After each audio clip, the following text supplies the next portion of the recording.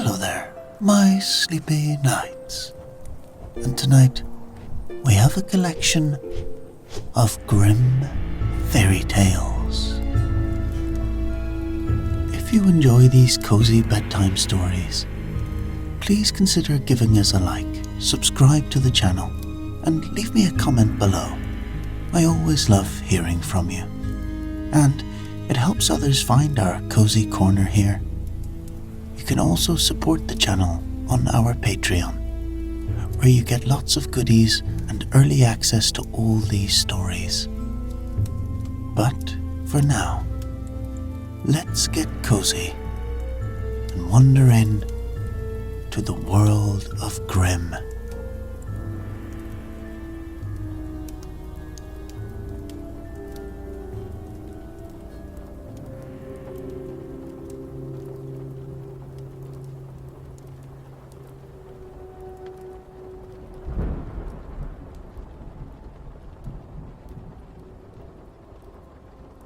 Mother Hulda. A widow had 2 daughters. One was pretty and industrious. The other was ugly and lazy. And as the ugly one was her own daughter, she loved her much the best. And the pretty one was made to do all the work and be the drudge of the house. Every day the poor girl had to sit by a well on the high road and spin until her fingers bled. Now, it happened once that as the spindle was bloody, she dipped it into the well to wash it. But it slipped out of her hand and fell in. Then of course she began to cry and ran to her stepmother and told her of her misfortune. Her stepmother scolded her without mercy and said in her rage, "As you have let the spindle fall in, you must go and fetch it out again." And so the girl went back to the well, not knowing really what to do. And in the despair of her heart, she jumped down into the well, the same way the spindle had gone. After that she knew nothing, and when she came to herself, she was in a beautiful meadow, and the sun was shining on the flowers that grew around her. And so she walked on through the meadow until she came to a baker's oven that was full of bread. And the bread called out to her, "Oh, take me out. Oh, please take me out. I shall burn. I am baked enough already." And so she drew near, and with the baker's peel, she took out all the loaves one after the other. And then she went further on till she came to a tree weighed down with apples, and it called out to her,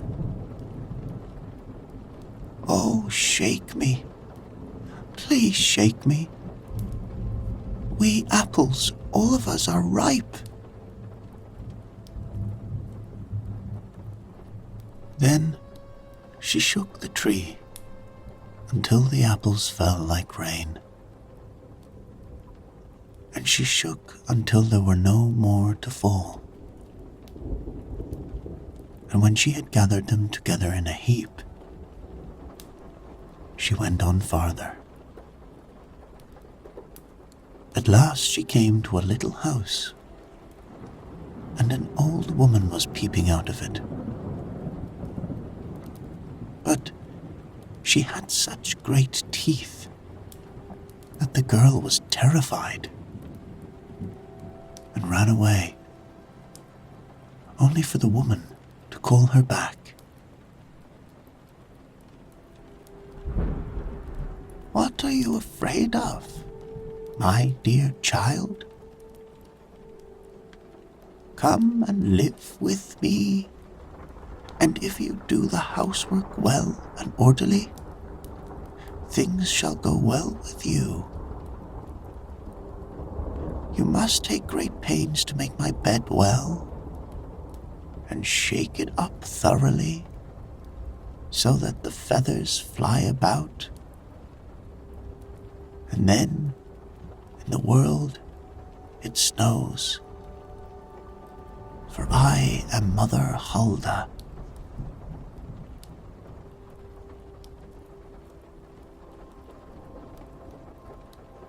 As the old woman spoke kindly, the girl took courage, consented, and went to her work. She did everything to the old woman's satisfaction, and shook the bed with such vigor that the feathers flew about like snowflakes. And so she led a good life, had never a cross word, but boiled and roast meat every single day. When she had lived a long time with Mother Hulda, she began to feel sad, not knowing herself what ailed her. At last she began to think she must be homesick. And although she was 1,000 times better off than at home, yet she had a great longing to go home.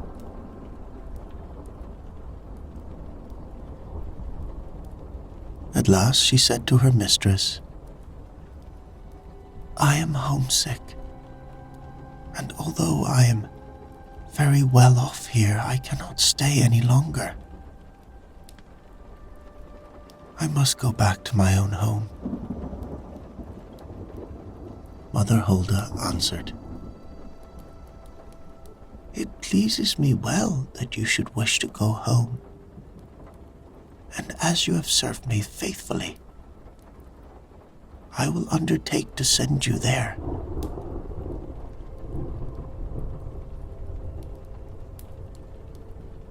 She took her by the hand and led her to a large door standing open. And as she was passing through it, there fell upon her a heavy shower of gold. And the gold clung all about her, so that she was covered with it. "All this is yours, because you have been so industrious," said Mother Hulda. And besides that, she returned to her the spindle, the very same that she had dropped in the well. And then the door was shut again, and the girl found herself back in the world, not very far from her mother's house. And as she passed through the yard, the rooster stood on the top of the well and cried, "Cock-a-doodle-doo. Our golden girl has come home too."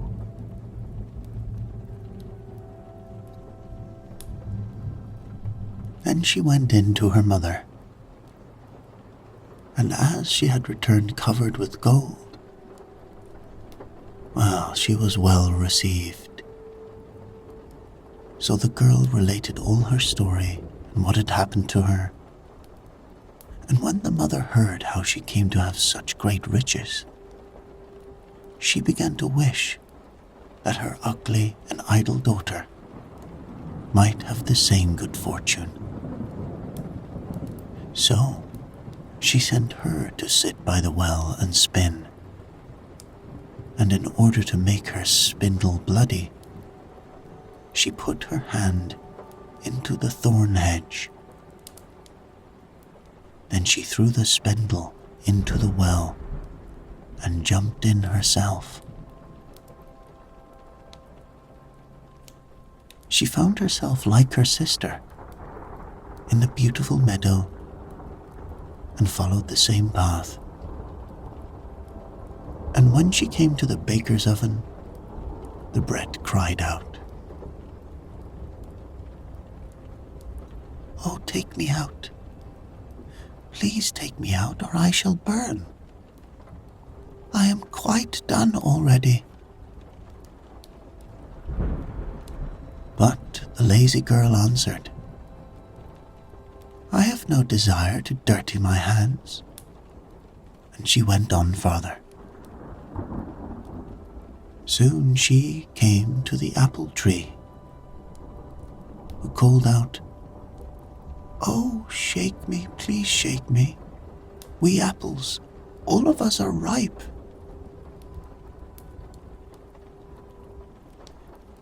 But she answered, "That is all very fine.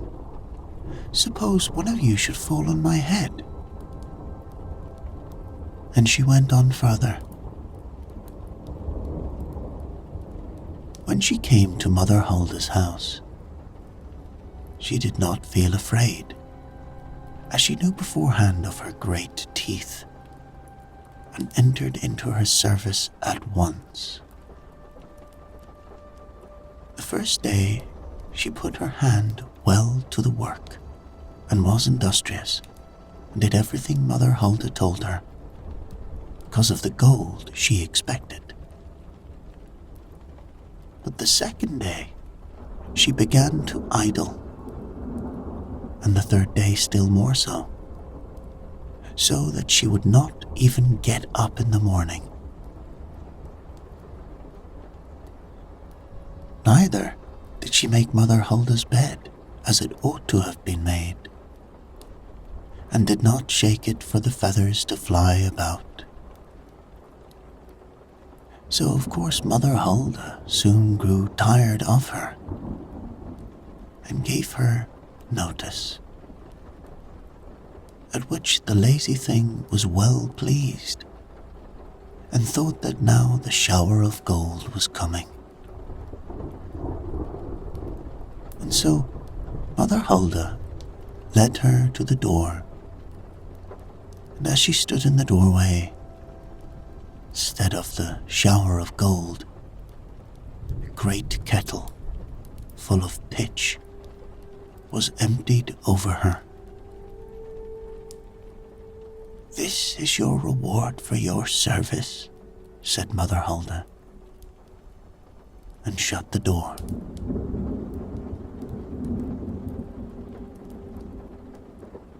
So the lazy girl came home all covered with pitch, and the rooster on the top of the well, seeing her, cried, "Cock-a-doodle-doo, our dirty girl has come home too."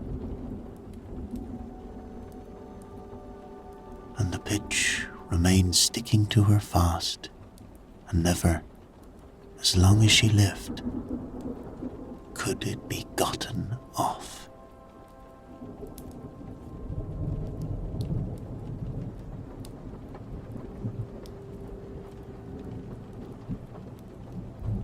Our next tale is called The Bremen Town Musicians, and it goes like this. A certain man had a donkey, which had carried the corn sacks to the mill for many a long year. But his strength was going, and he was growing more and more unfit for work. Then his master began to consider how he might best save his keep. But the donkey, seeing that no good wind was blowing, ran away and set out on the road to Bremen. "There," he thought, "I can surely be a town musician there."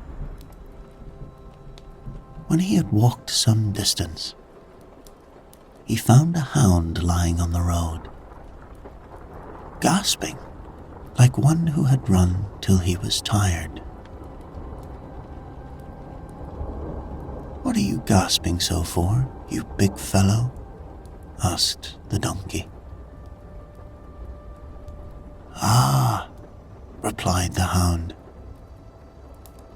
"You see, as I am old and daily grow weaker and no longer can hunt, my master wanted to kill me. So I took flight. But now how am I to earn my bread?"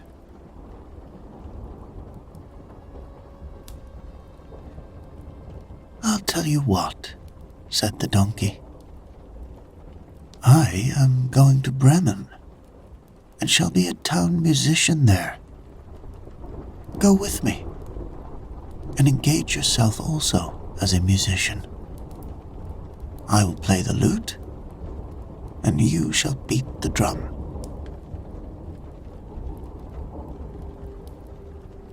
And so the hound agreed, and on they went.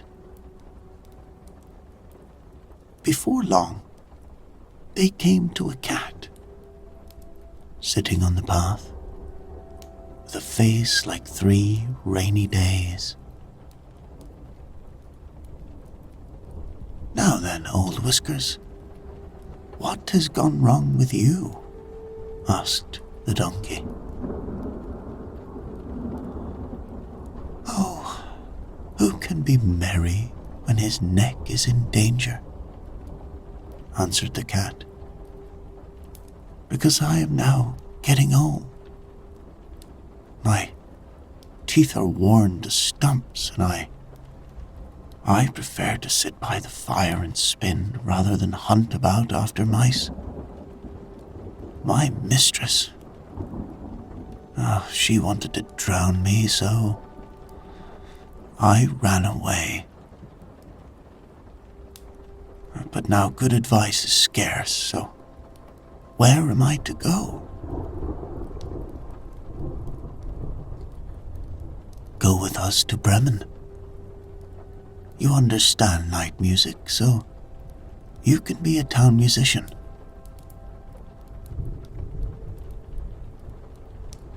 The cat thought well of it and went with them. After this, the 3 fugitives came to a farmyard, where the rooster was sitting upon the gate, crowing with all his might.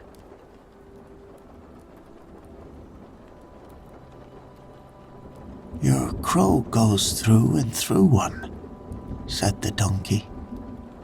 "What is the matter?" "Oh, I have been foretelling fine weather, because it is the day on which Our Lady washes the Christ child's little shirts and wants to dry them," said the rooster. "But guests are coming for Sunday, so the housewife has no pity and has told the cook that she intends to eat me in the soup tomorrow. And this evening I am to have my head cut off. Now I am crowing at full pitch while I can."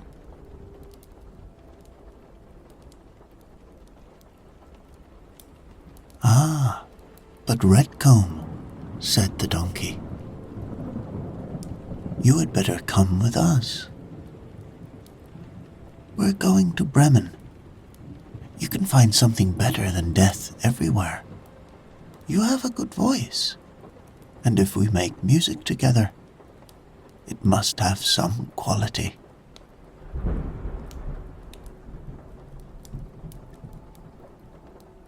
The rooster agreed to this plan, and all 4 went on together.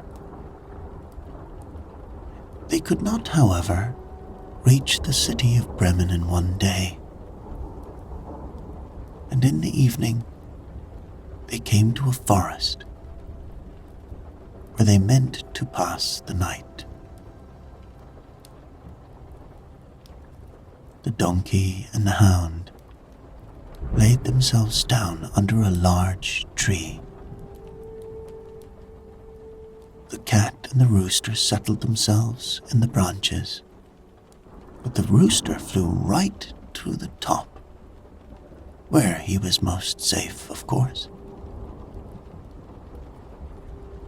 Before he went to sleep, he looked around on all four sides and thought he saw in the distance a little spark burning. So he called out to his companions that there must be a house not far off, for he saw a light. The donkey said, "If so, we had better get up and go on, for the shelter here is very poor." The hound thought that a few bones with some meat on would do him good too. So they made their way to the place where the light was, and soon saw it shine brighter and grow larger, until they came to a well-lighted robber's house. The donkey, as the biggest, went to the window and looked in. "Well, what do you see, my grey horse?" asked the rooster. "What do I see?" answered the donkey. "A table covered with good things to eat and drink, and robbers sitting at it enjoying themselves."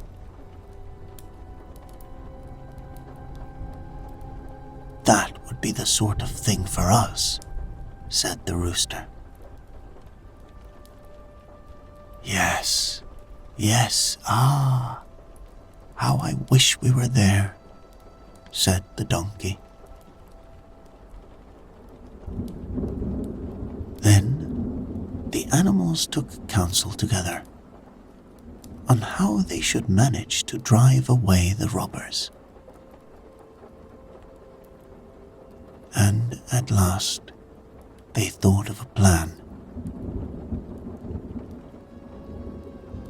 The donkey was to place himself with his 4 feet upon the window ledge. The hound was to jump on the donkey's back. The cat was to climb upon the dog, and lastly, the rooster was to fly up and perch upon the head of the cat. When this was done, at a given signal, they began to perform their music together. The donkey brayed, the hound barked, the cat meowed, and the rooster crowed. Then they burst through the window into the room, so that the glass clattered. At this horrible din, the robbers sprang up, thinking no otherwise than that a ghost had come in, and fled in great fright out into the forest.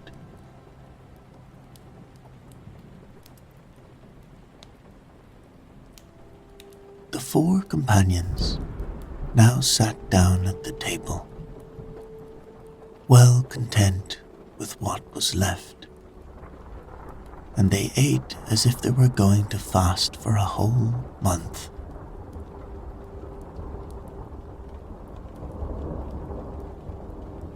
As soon as the 4 minstrels had finished,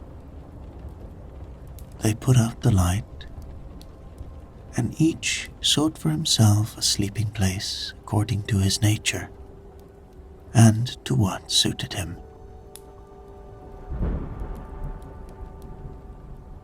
The donkey laid himself down upon some straw in the yard, the hound behind the door, the cat upon the hearth near the warm ashes,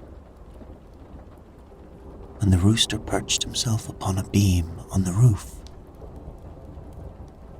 And being tired with their long walk, they soon went to sleep.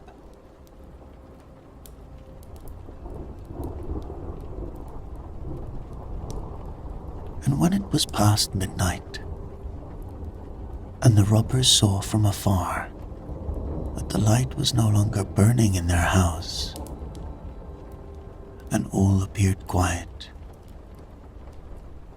the captain said, "We ought not to have let ourselves be frightened out of our wits," and ordered one of them to go and examine the house.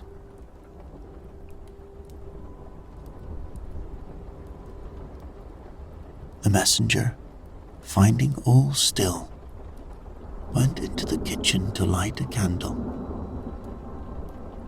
and, taking the glistening fiery eyes of the cat for live coals, he held a match to light. But the cat did not understand the joke, and flew in his face, spitting and scratching. He was dreadfully frightened, and ran to the back door, but the dog, who lay there, sprang up and bit his leg. And as he ran across the yard by the straw heap, the donkey gave him a smart kick with its hind foot. The rooster, too, who had been awakened by the noise, and had become lively, cried down from the beam, "Cock-a-doodle-doo."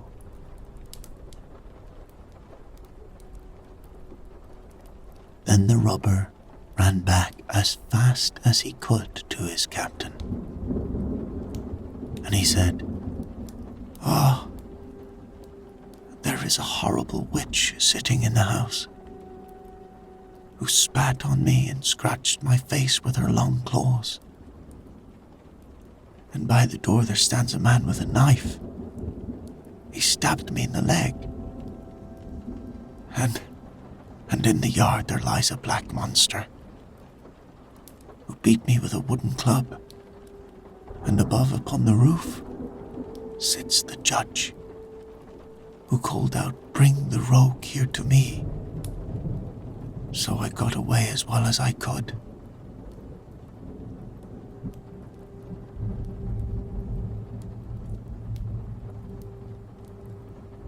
After this, the robbers did not trust themselves in the house again. But it suited the 4 musicians of Bremen so well that they did not care to leave it any more.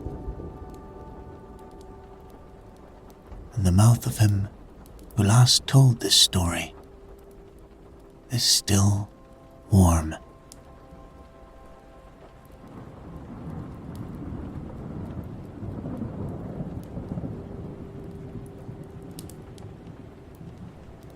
Our next tale is called Hands in Luck, and it goes like this. Hans had served his master for 7 years, so he said to him, "Master, my time is up here. Now I should be glad to go back home to my mother. Give me my wages." The master answered,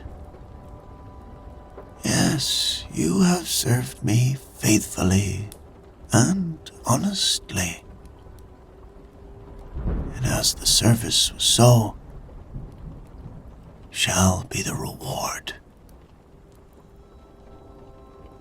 And he gave Hans a piece of gold as big as his head.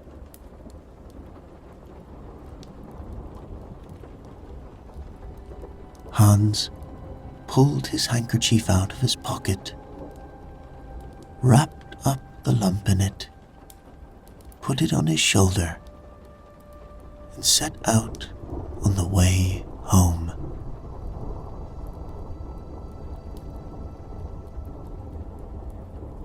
As he went on, always putting one foot before the other, he saw a horseman trotting quickly and merrily on a lively horse. "Ah," said Hans quite loud, "what a fine thing it is to ride. There you sit, as on a chair. You stumble over no stones, you save your shoes and get on. You do not know how." The rider, who had heard him, stopped and called out, "Hello there, Hans. Why do you go on foot then?" "I must," answered he, "for I have this lump to carry home. It is true that it is gold, but I cannot hold my head straight for it, and it hurts my shoulder."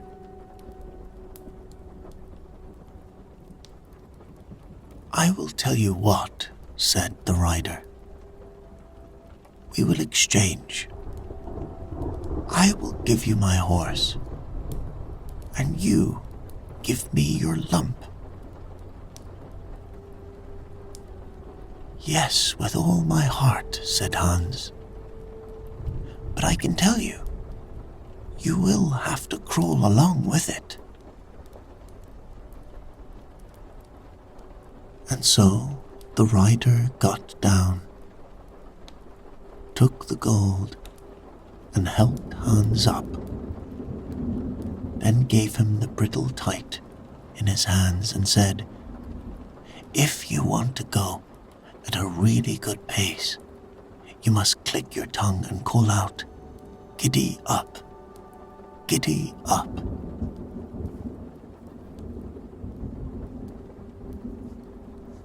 Hans was heartily delighted as he sat upon the horse and rode away so bold and free.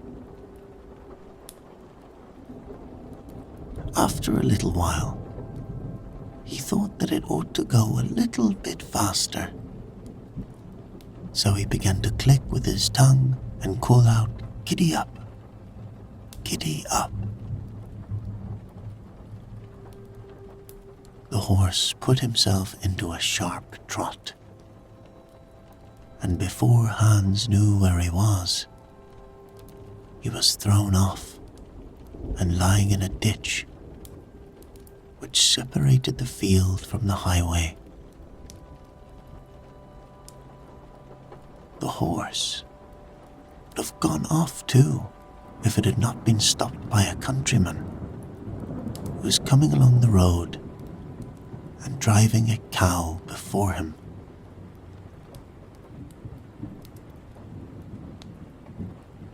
Hans got his limbs together and stood up on his legs again.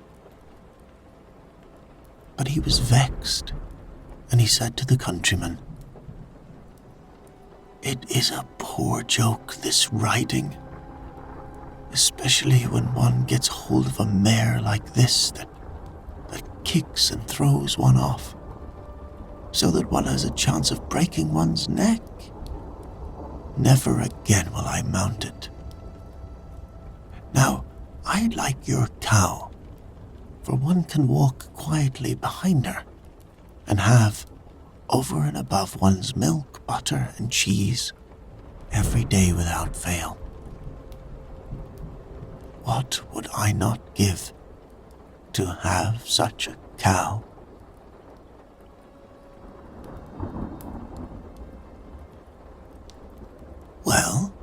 said the countryman.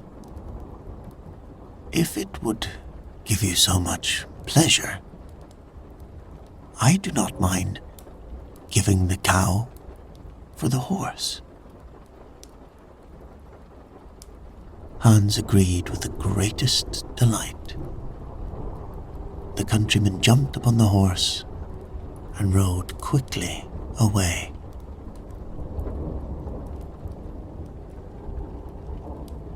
Hans drove his cow quietly before him and thought over his lucky bargain.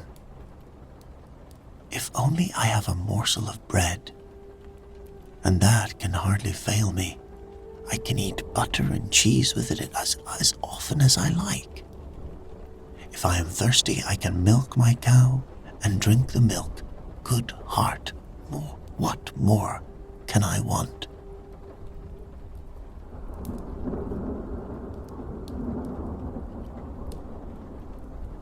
When he came to an inn, he made a halt,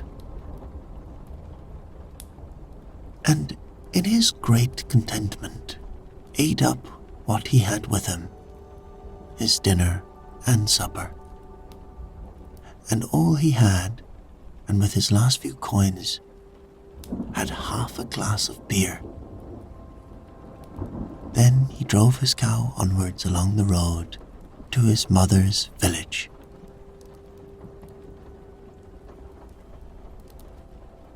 As it drew nearer midday, the heat was more oppressive, and Hans found himself upon a moor, which it took about an hour to cross. He felt it very hot, and his tongue stuck to the roof of his mouth with thirst. I can find a cure for this, thought Hans. I will milk the cow now and refresh myself with the milk. He tied her to a withered tree, and as he had no pail, he put his leather cap underneath. But try as he would, not a drop of milk came.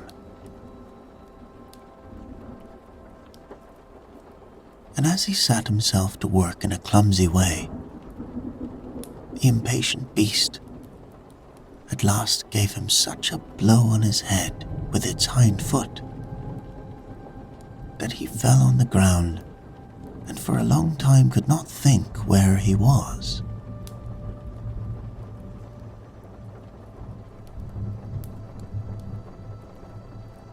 By good fortune, a butcher just then came along the road with a wheelbarrow in which lay a young pig.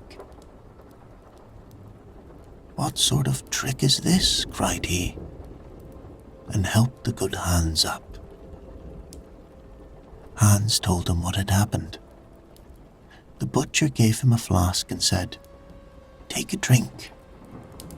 Refresh yourself. The cow will certainly give no milk. It is an old beast. At the best, it is only fit for the plough or for the butcher."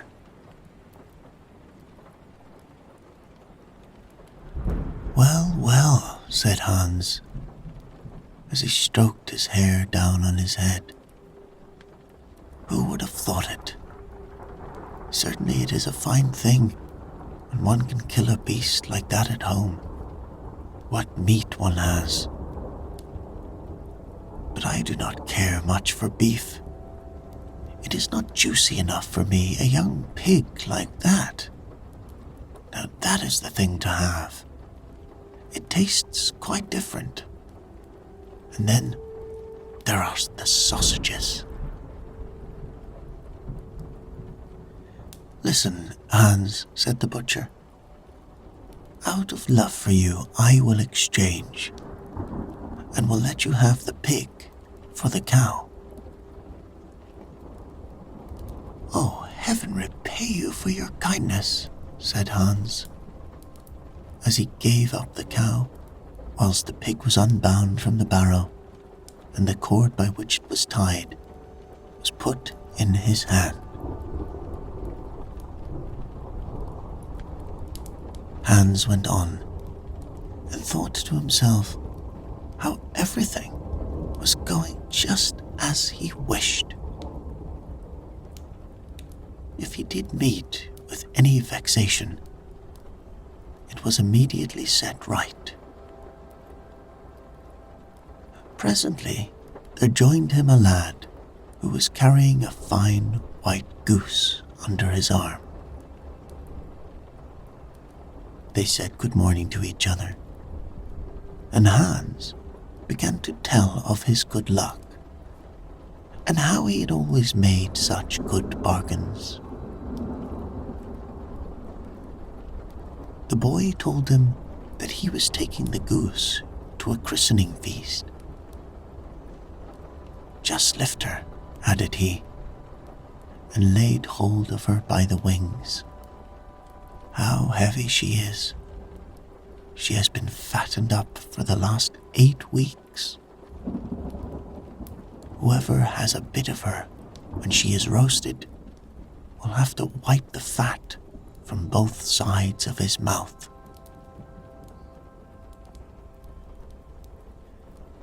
"Yes," said Hans, as he weighed her in one hand.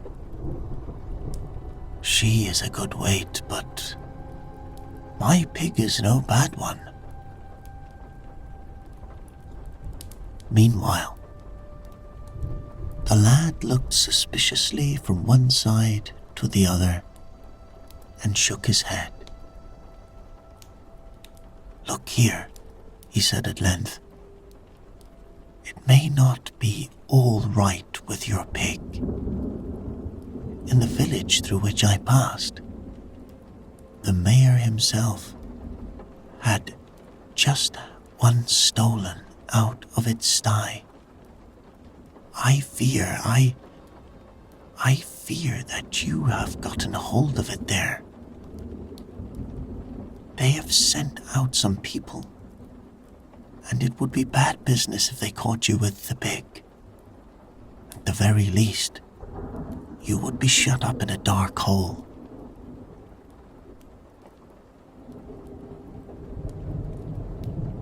The good Hans was terrified. "Goodness," he said, "help me out of this fix. You know more about this place than I do. Take my pig and let me have your goose." "I shall risk something at that game," answered the lad, "but I will not be the cause of your getting into trouble." So he took the cord in his hand and drove away the pig quickly along a bypath.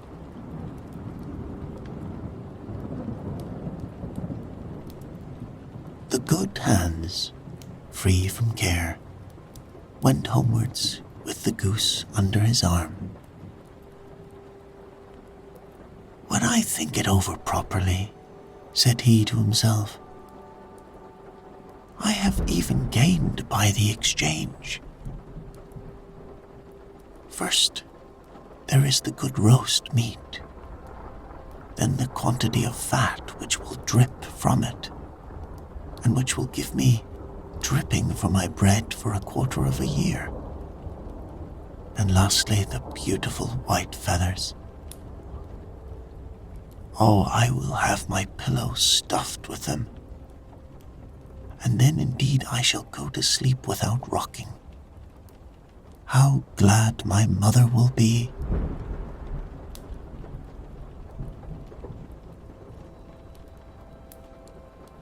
As he was going through the last village,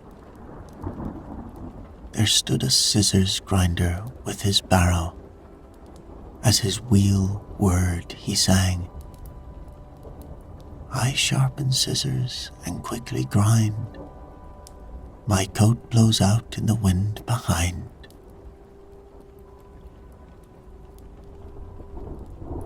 Hans stood and looked. At last he spoke to him and said, "All's well with you, as you are so merry with your grinding." "Yes," answered the scissors grinder.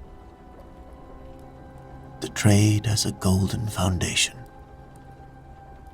A real grinder is a man who, as often as he puts his hand into his pocket, finds gold in it. But where did you buy that fine goose?" "I did not buy it, but exchanged my pig for it." "And the pig?" "That I got for a cow." "And the cow?" "I took that instead of a horse." "And the horse?" "For that I gave a lump of gold as big as my head." "And for the gold?" "Well, that was my wages for 7 years' service."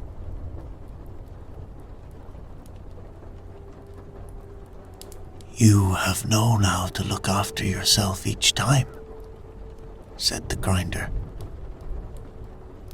"If you can only get on so far as to hear the money jingle in your pocket whenever you stand up, you will have made your fortune."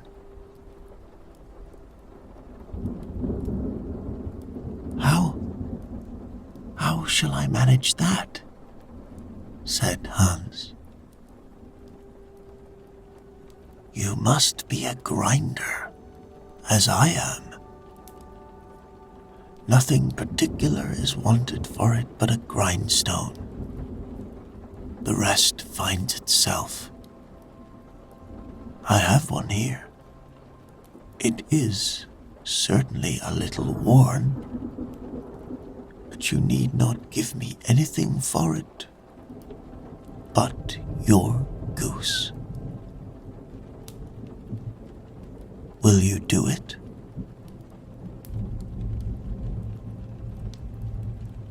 "How can you ask?" answered Hans. "I shall be the luckiest fellow on earth. If I have money wherever I put my hand in my pocket, what need I trouble about any longer?" And he handed him the goose and received the grindstone in exchange.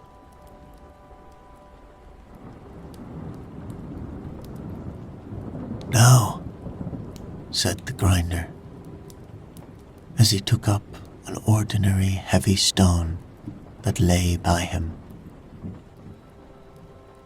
"here is a strong stone for you into the bargain. You can hammer well upon it and straighten your old nails. Take it with you and keep it carefully.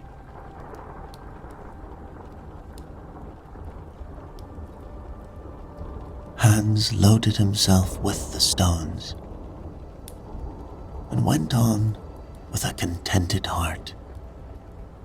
His eyes shone with joy. "I must have been born lucky," he cried. "Everything I want happens to me just as if I were a Sunday child."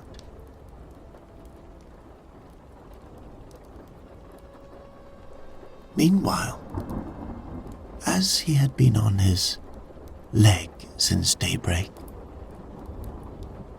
he began to feel tired. Hunger also tormented him, for in his joy at the bargain by which he got the cow, he had eaten up all of his store of food at once. At last, he could only go on with great trouble, and was forced to stop every minute The stones, too, weighed him down dreadfully. Then he could not help thinking how nice it would be if he had not to carry them just then. He crept like a snail to a well in a field, and there he thought that he would rest and refresh himself with a cool drink of water. But in order that he might not injure the stones in sitting down, he laid them carefully by his side on the edge of the well. Then he sat down on it and was about to stoop and drink when he made a slip,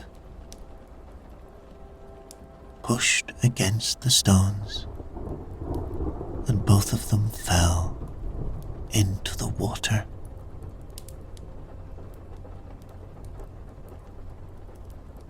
When Hans saw them with his own eyes sinking to the bottom, he jumped for joy, and then knelt down, and with tears in his eyes thanked God for having shown him this favor also, and delivered him in so good a way, and without his having any need to reapproach himself from those heavy stones which had been the only things that troubled him.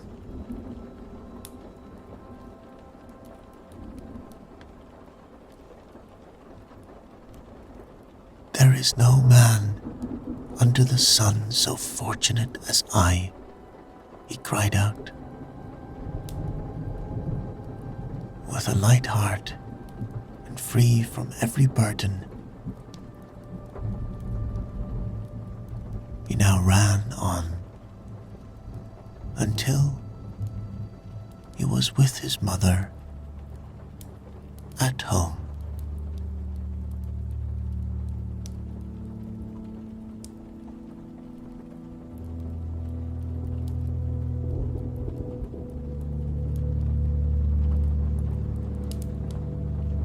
There was once a man and his wife who had only one child, and they lived in a far-away, pleasant valley quite alone. It happened one day that the mother went into the wood to gather fir twigs, and she took her little son Hans with her. It was in the springtime, and the boy, who was about 2 years old, ran about the wood and plucked the many-colored flowers in all the happiness of childhood.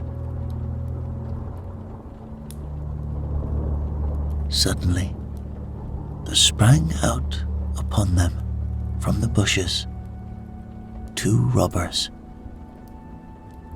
They seized the mother and the child and carried them away into the depths of the forest, in which from year to year no human being ever penetrated.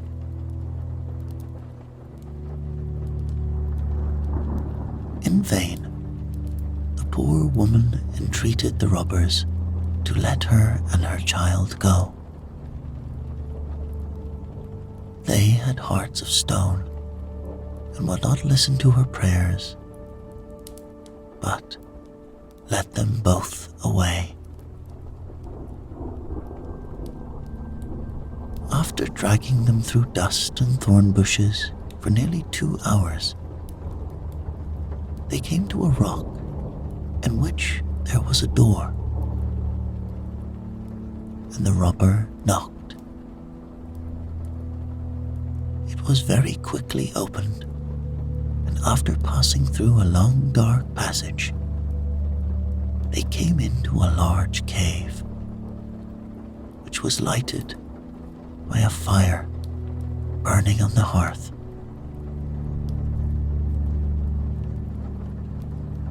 On the sides of the cave hung swords and daggers and other instruments which glittered in the firelight. And in the middle stood a black table, at which sat 4 other robbers gambling, and one of these was the robber chief.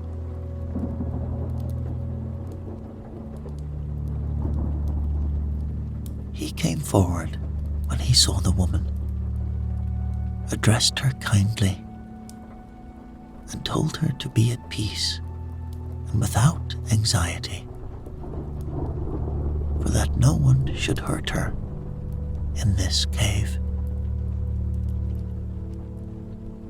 All he required her to do was to take care of the housekeeping for them, and if everything was kept in order, her position would not be so bad after all.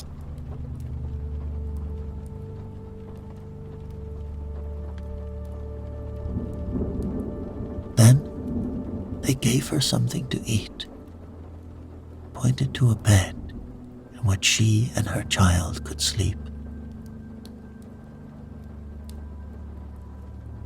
And the woman remained for many years with the robbers, while Hans grew tall and strong.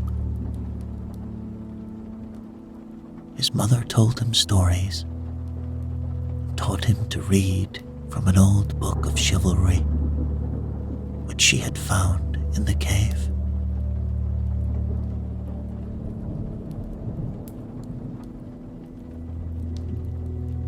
When Hans was about 9 years old, he made himself a good strong club from a fir branch and hid it behind his bed.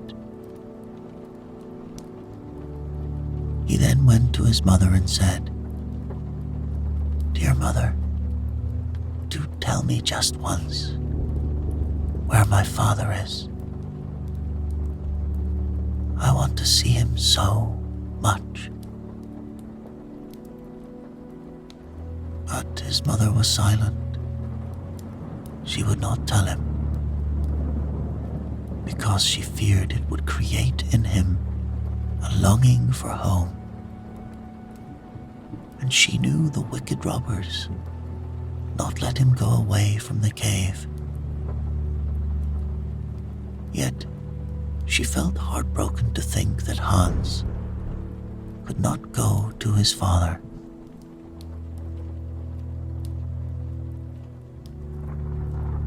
That night, when the robbers came home from their maraudering, Hans fetched his club, and placing himself before the robber chief, he exclaimed, "I want to know where my father is. And if you won't tell me, I will knock you down."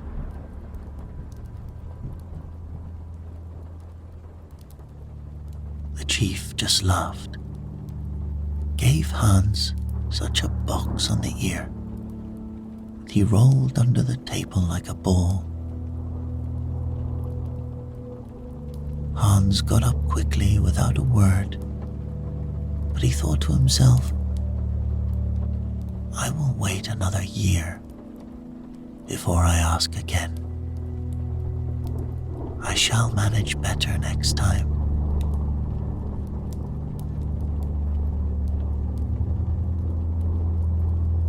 The year passed away, and Hans prepared himself for another attempt. So he fetched his club, whisked off a little dust from it, and examining it carefully, said, "It is a brave, clever little club." At night, robbers came home in good spirits, for they brought with them such a large booty that at supper they drank a great deal of wine, bottle after bottle, till at last their heads began to droop, and their eyes to be heavy.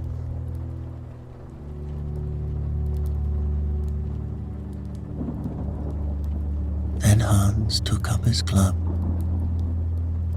and standing boldly before them asked again where his father was. The chief gave him such a tremendous box on the ear that he rolled quite under the table, but he was up again in a moment and struck such rapid blows right and left amongst them all, which they were too tipsy to resist, and he very soon had them on the ground, unable to move arm or leg.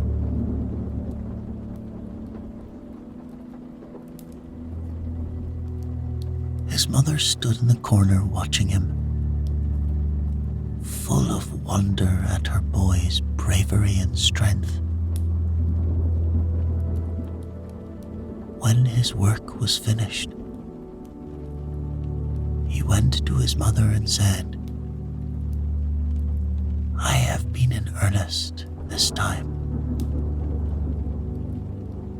and now I must know where my father is."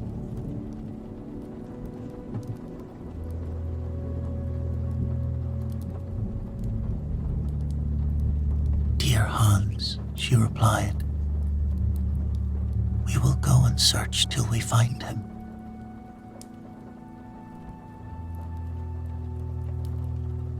They took the key of the long passage leading to the door from the pocket of the chief, and Hans fetched a great flour sack, into which they packed gold and silver, many other beautiful things which they found, till the bag was full, and then the boy took it on his back.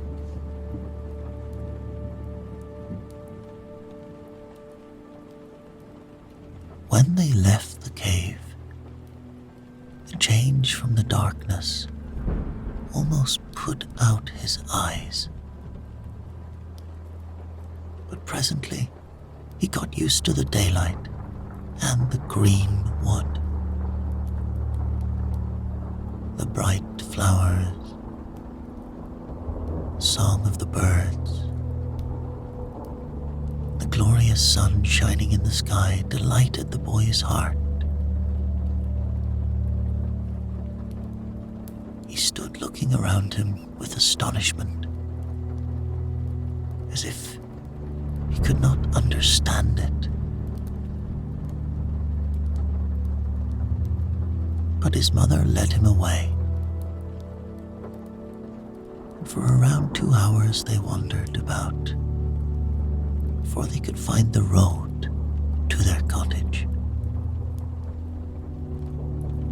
At last they arrived, fortunately, at the lonely valley, and there it stood before them, and the father of Hans was sitting at the door.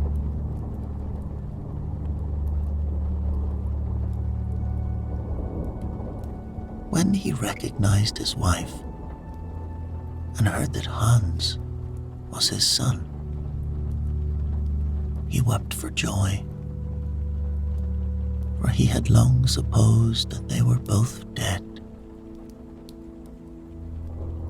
Hans, however, although he was only 12 years old, was a head taller than his father. They went together into the little room But as soon as Hans laid the sack on a bench, the walls of the house began to crack.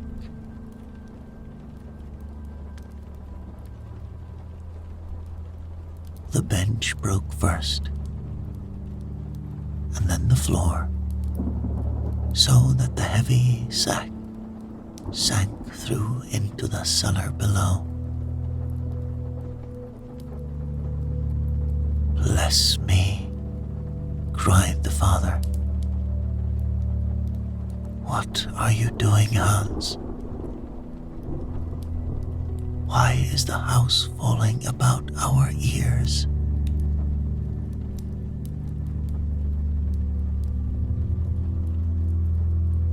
"Never mind, father," said the youth.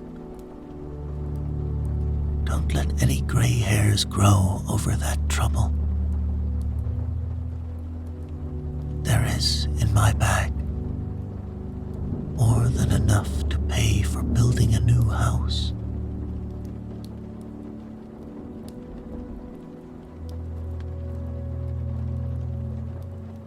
As it seemed dangerous to remain in the old house, Hans and his father quickly began to build a new one. Then they had cattle to purchase and land to buy, housekeeping to provide. So they had plenty to do.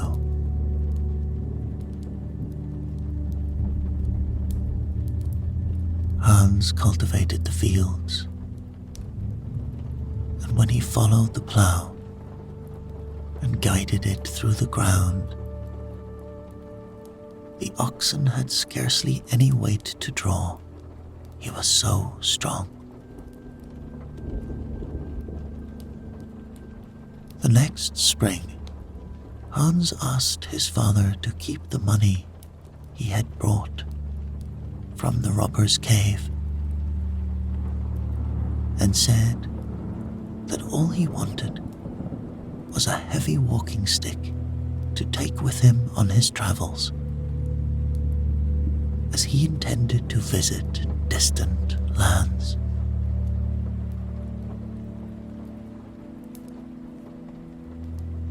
The wished-for walking stick was soon ready, and Hans quitted his father's house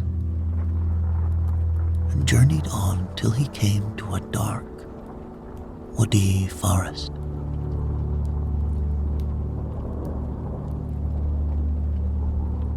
Presently, he heard a cracking of branches in one of the trees,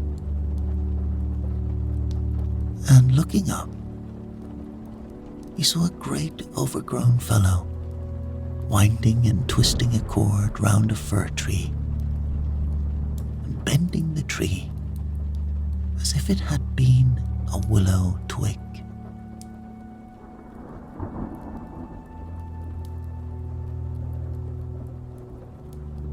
"Hi," cried Hans. "What are you about up there?" "Oh," replied the man, "I gathered the twigs yesterday. Now I mean to pull down the whole tree."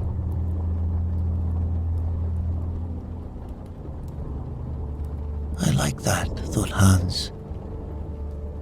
"He has plenty of strength, I see." So he called out to him,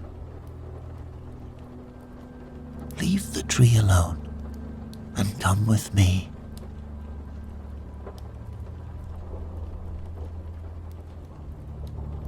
The man clambered down at this request, and when he stood by Hans, he was a head taller, although Hans was a big fellow himself. "You should be called Fur Twister," said Hans, as they went away together. After traveling some distance, they heard such violent knocking and hammering that at every stroke the earth trembled, and as they walked, they saw an enormous rock, before which stood a giant, striking off large pieces of rock with his fist.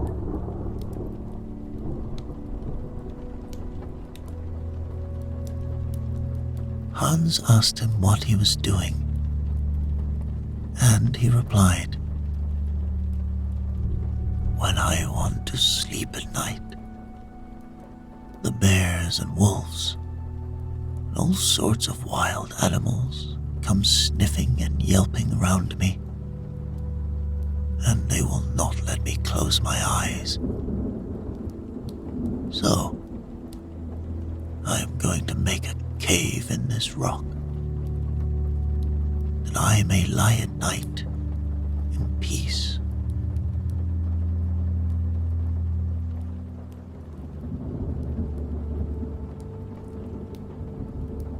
"This fellow may suit me," thought Hans.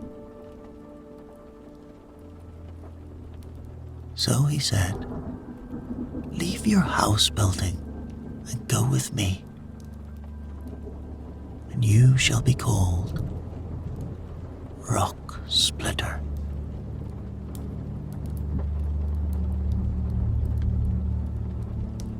The man was quite willing, so the three rambled on through the wood together,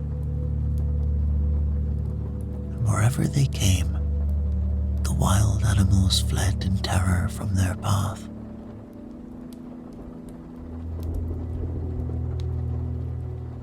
One evening, they saw before them an old forsaken castle on a rising ground, up which they ascended, and entering the great hall, they laid themselves down and slept. The next morning, Hans went out into the garden, which was quite a wilderness full of thorns and briars. And suddenly, from amidst the brushwood, a wild boar sprung upon him. But Hans lifted his staff, and with one blow laid him dead at his feet.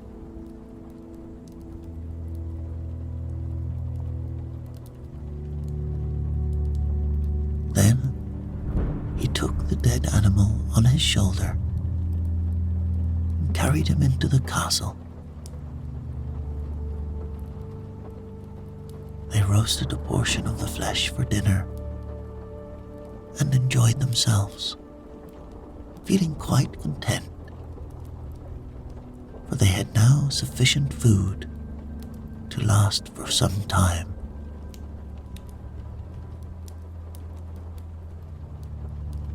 After this, they agreed among themselves that two should go out hunting every day, and each take it in turns to stay at home and cook their meals.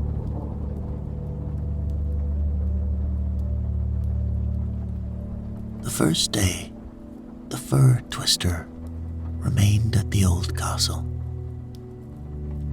while Hans and the rock splitter went to hunt. While the fur twister was in the kitchen, busy at his cooking,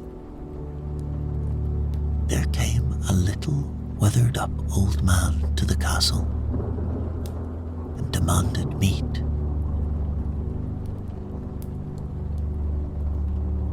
"Be off, you little scamp," he cried. "You will get no meat from me."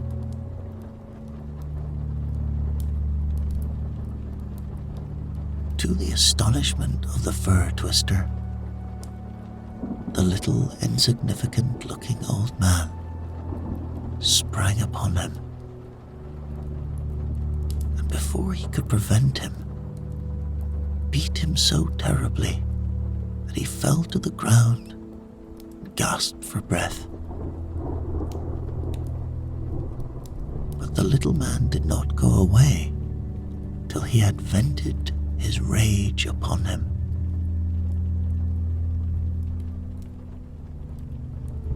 When the two others returned home, the fur twister did not tell them of the little man, nor the dreadful thrashing he had given him. He thought, when they remain at home, they must take their chance with the little wretch, as well as I. And this thought gave him great pleasure.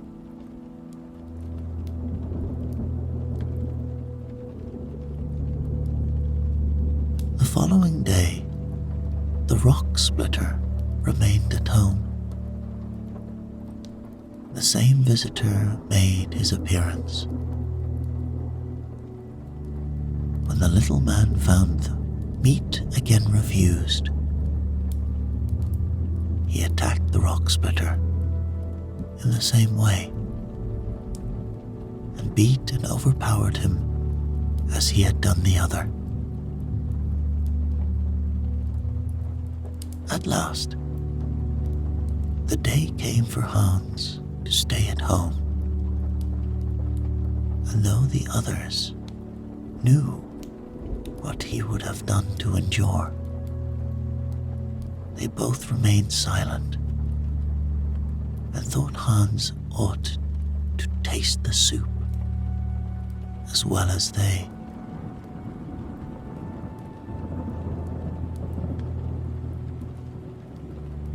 Hans was very busy preparing the dinner in the kitchen, not expecting any visitors. Presently, as he stood skimming the pot at the fire, in walked the little man, demanded at once a piece of meat.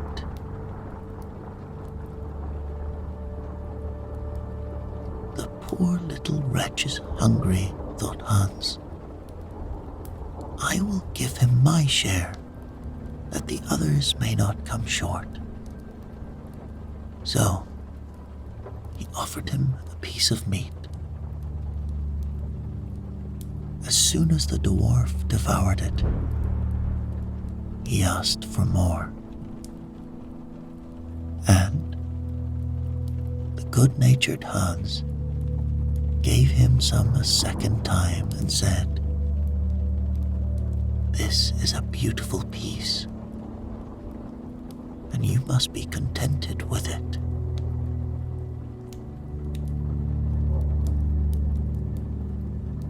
But the dwarf asked for a third supply,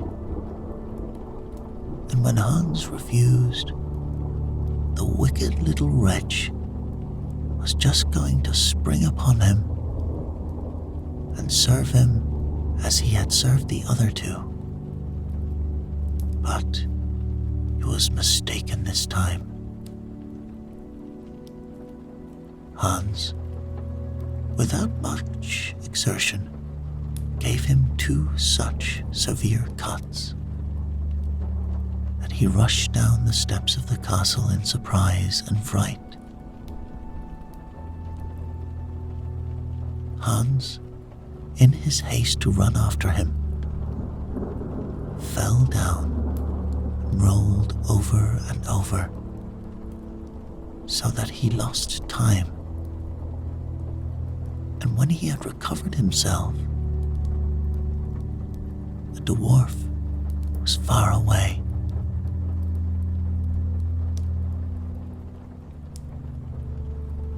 Hans followed him, however, quickly, and saw him slip into a rocky cave.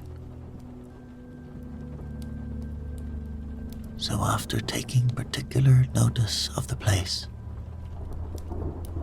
he returned home.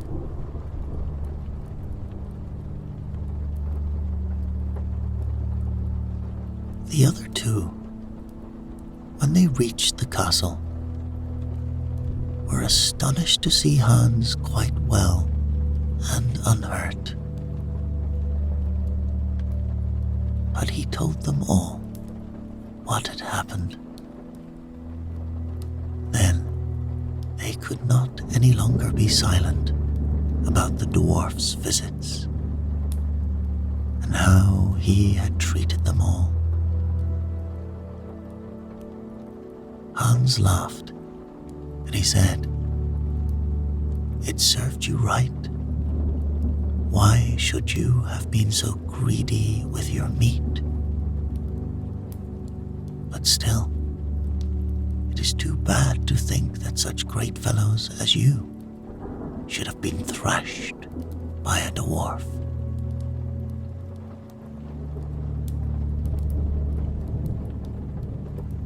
However,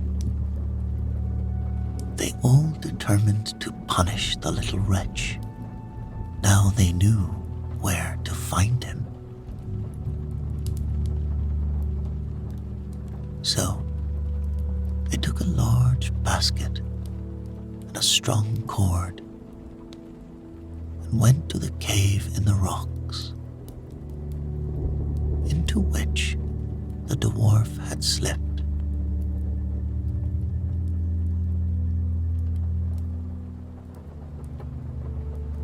They first let Hans down by a rope in a basket with his club staff, and when he reached the ground, he saw a door which he opened,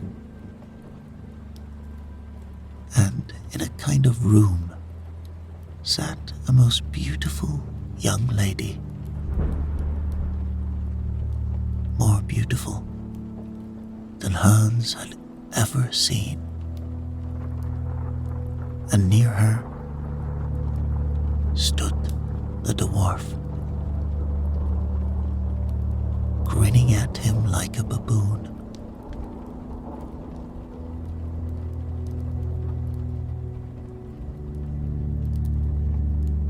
The poor young lady was bound with fetters, and she looked at Hans so sadly that he was touched with pity for her and thought, "I must free her from the power of this wicked dwarf."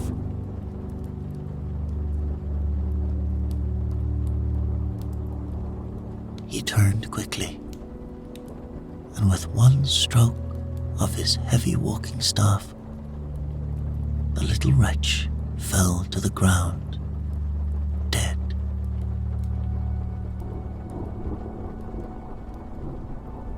Immediately the fetters dropped from the maiden, and Hans was enraptured with her beauty.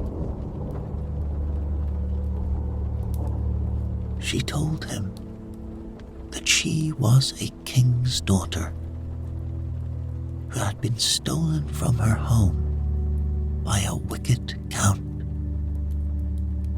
and by him made a prisoner in this rocky cave, with the dwarf to keep guard over her. And terribly he oppressed and tormented her.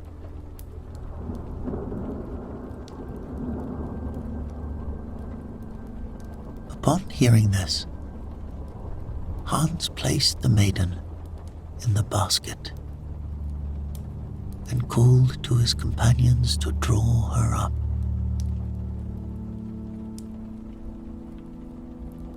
The basket came down again, but Hans did not quite trust his fellow travelers. For, thought he, they have been already false in not telling me of the dwarf's visits, and who knows, they may have some design against me.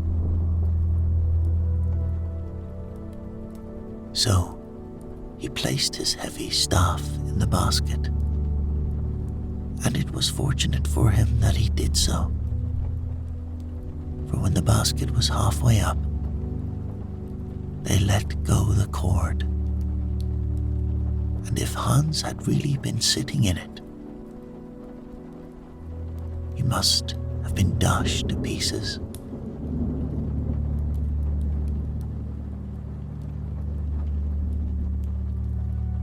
It was, however, still a sad difficulty for him to get out of that deep place, and ponder as he might, there seemed no way of escape.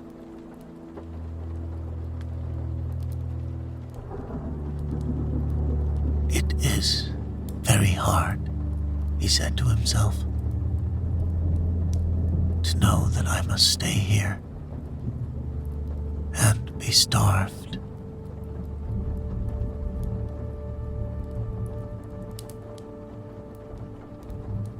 But as he wondered, he came again to the room in which the young lady had been sitting,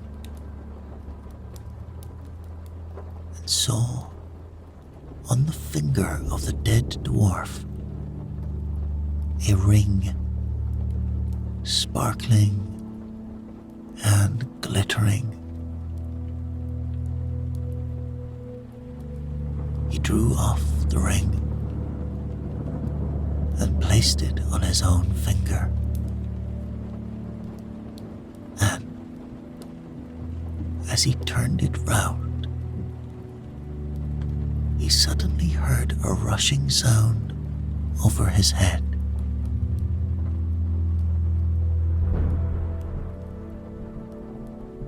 He looked up and saw a spirit of the air hovering over him, who said he was his master, and asked him what his commands were.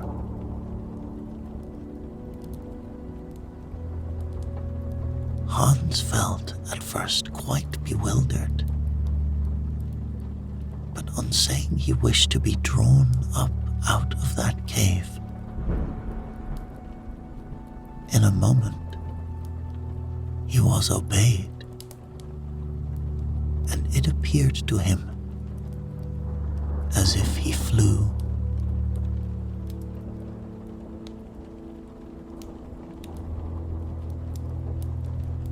When he reached the top,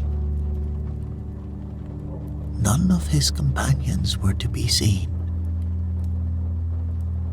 and on going to the old castle, he found it empty.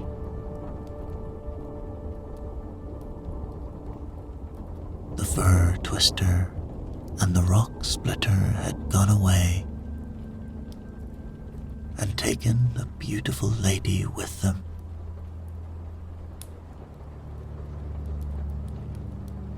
Hans directly turned his ring on his finger, and the spirit of the air appeared and told him that his two companions were on the sea.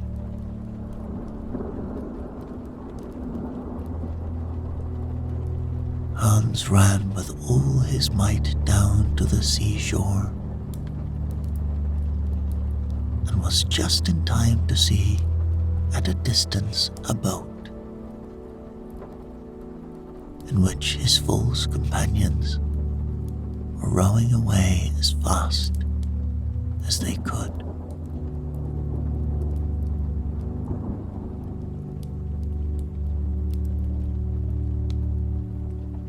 In his violent rage, and without a thought,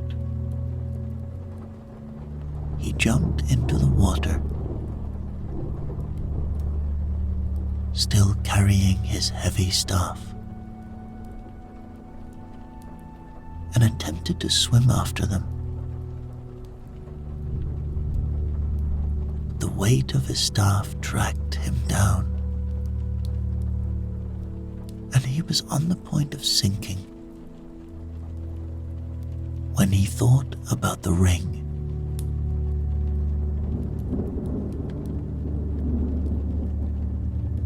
The moment he turned it around, the spirit of the air appeared and carried him with the speed of lightning to the boat.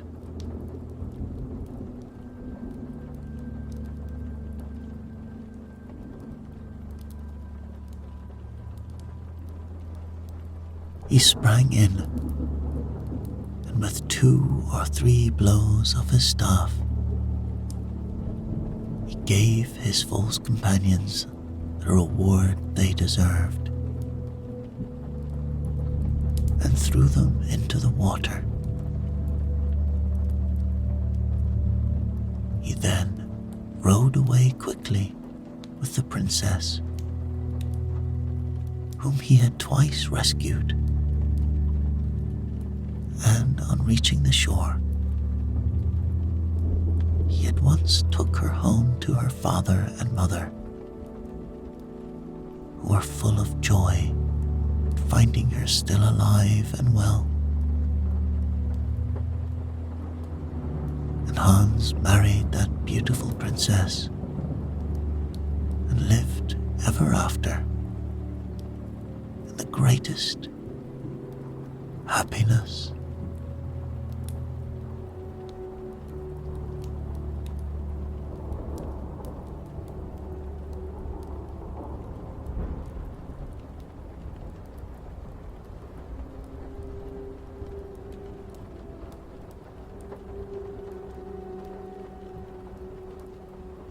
A sorceress once had 3 sons who loved each other with brotherly affection. The old woman did not trust them. She thought they would rob her of her power.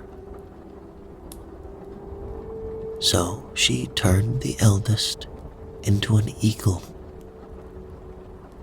who lived on top of a rocky mountain, and was often seen whirling round in great circles or soaring high in the heavens. She changed the second son into a whale who lived in the deep sea, and at times there would be seen a mighty stream of water rising in the air, which the whale spurted up like a water sprout.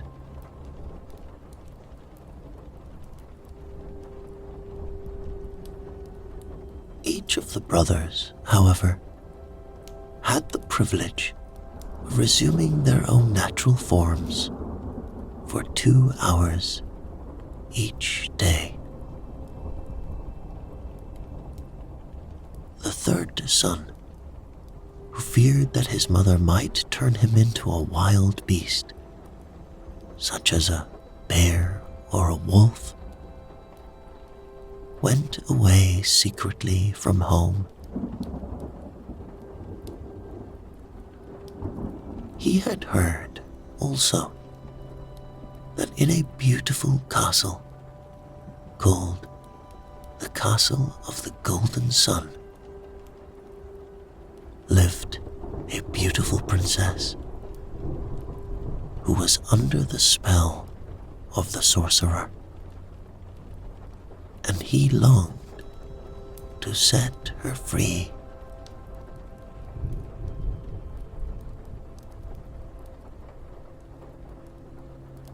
He knew, however, that to do this, he must risk his life, for already 23 young men had met with most terrible deaths in the attempt. And since the last of that number fell a victim,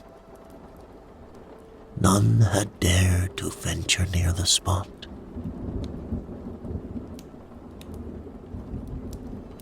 But the young man's heart knew no fear. So he determined to go and seek the castle of the Golden Sun.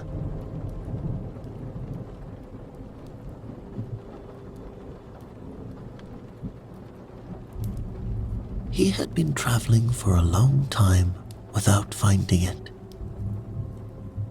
when he came to a great forest, in which he wandered about till he lost his way. All at once, he saw in the distance 2 giants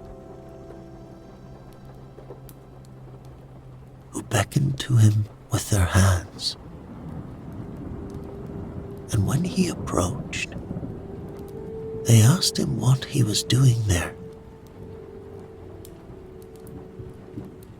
He told them that he had lost his way. "Oh," replied one, "we can soon show you. We know every corner of the forest. But you must help us in something first. We are both equally strong, and neither can overcome the other. And we have been fighting for a little hat, which is to belong to the one who conquers. Now, you little men are as clever as we are, and therefore we will let you decide who is to have it."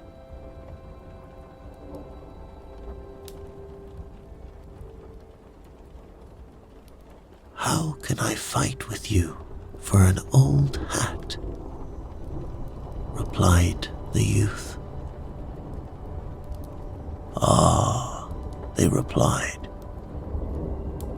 "you call it old. You don't know its value. It is what is called a wishing hat. And whoever puts it on can wish himself where he will, and in a moment he is there."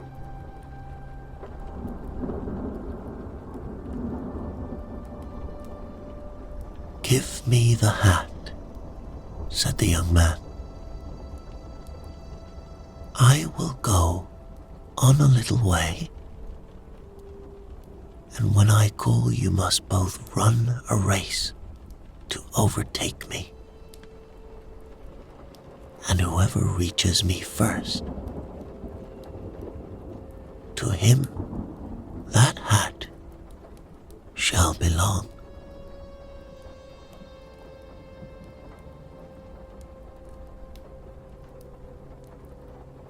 The giants agreed, and the youth, taking the hat, put it on and went away. But he was thinking so much of the princess that he forgot the giants and the hat, and continued to go farther and farther without calling them.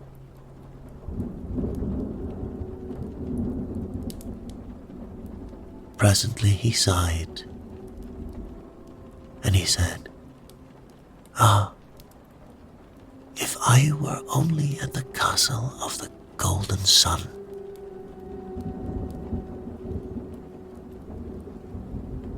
The words were scarcely out of his mouth when he found himself on a high mountain, and before him stood the castle of the Golden Sun.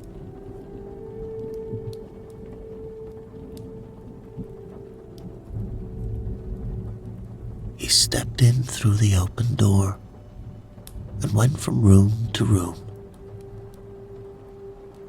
till he came at last to one in which the princess sat. But how shocked he was when he saw her. She had a complexion as grey as ashes. Her face was wrinkled, her eyes dim, and her hair red.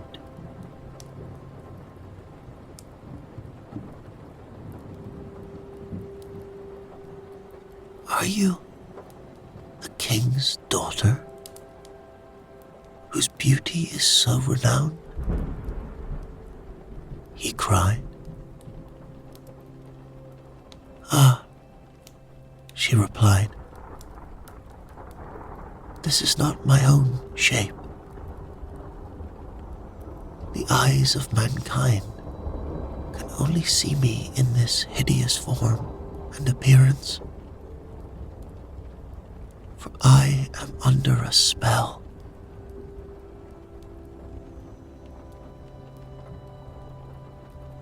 If, however, you wish to know what I really am,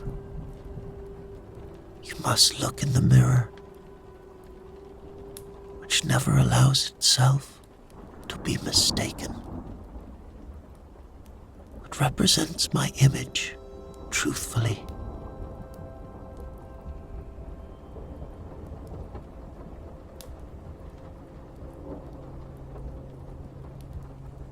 She gave him, as she spoke, a looking glass,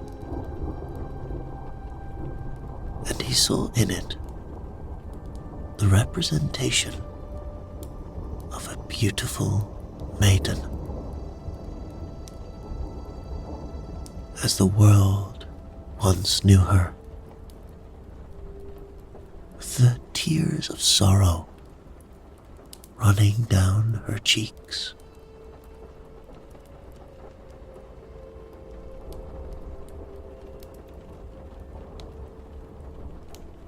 "Tell me how to set you free," said the young man. "I shrink from no danger."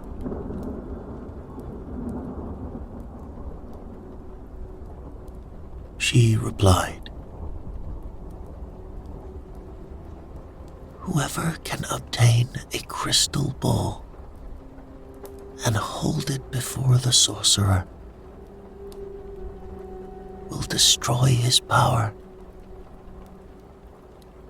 and I shall instantly regain my proper form and freedom.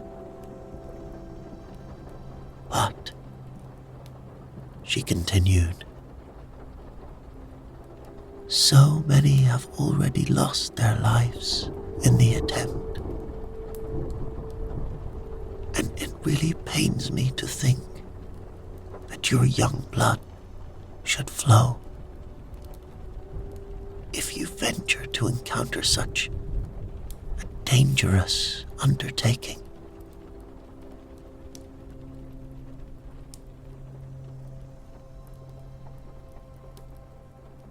"Nothing shall hinder me," he replied. "Only tell me what I am to do."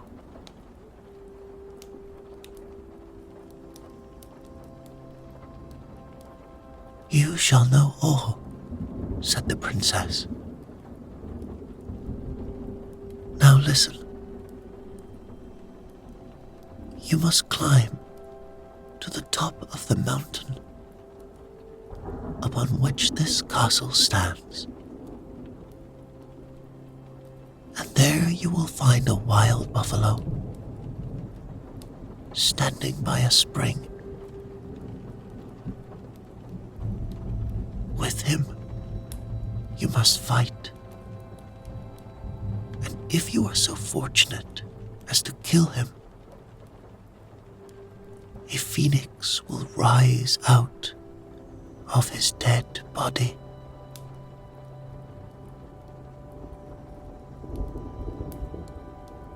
This creature you must also destroy, and in it you will find a red hot egg. And if you break it, instead of a yolk will be seen the crystal ball.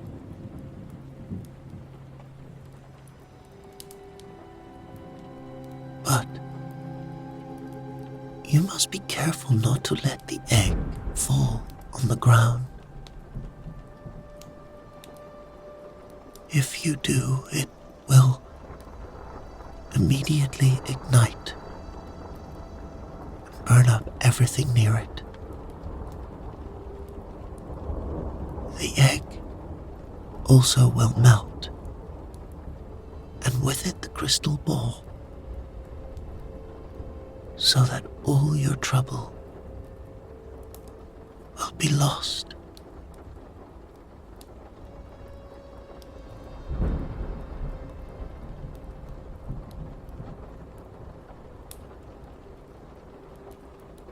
The youth, on hearing this, did not delay a moment. He went out and found the buffalo at the spring, snorting and billowing. The combat, however, did not last long, for after 2 or 3 thrusts with his sword, the animal lay dead at the young man's feet.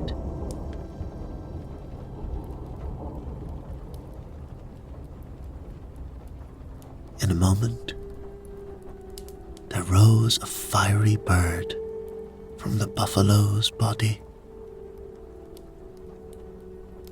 who attempted to fly away. But the eagle, the youth's brother, who had been changed by the sorceress, and who was flying in the air above their heads, darted swiftly down,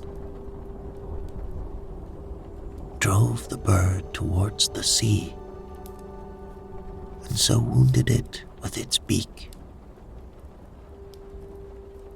that in her distress she dropped the egg.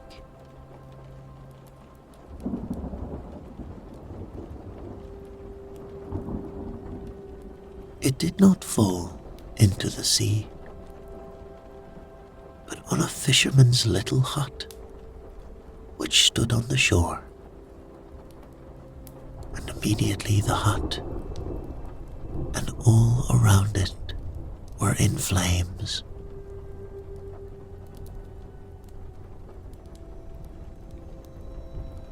At this moment, there rose from the sea an immense stream of water, which fell on the hut and quickly extinguished the fire.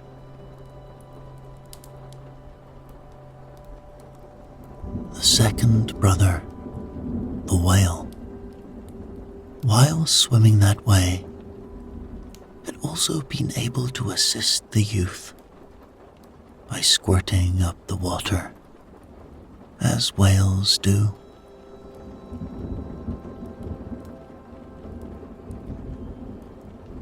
No sooner was the fire extinguished than the young man searched among the embers for the egg, and luckily found it, safe and perfect.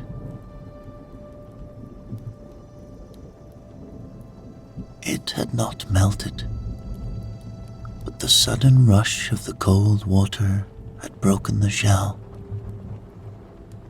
and he could easily remove the crystal ball.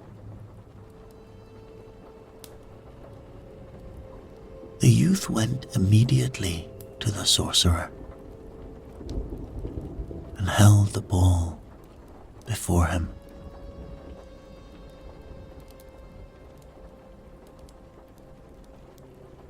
"My power is now destroyed," he said,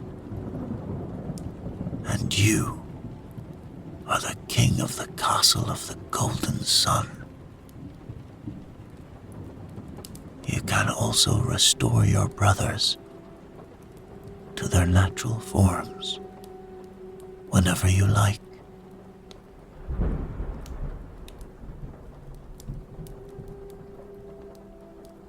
The young man, on hearing this, hastened to the princess, and on entering her chamber, she stood before him in the full blaze of her beauty. Then, with joyful hearts, they exchanged rings with each other and swore eternal love.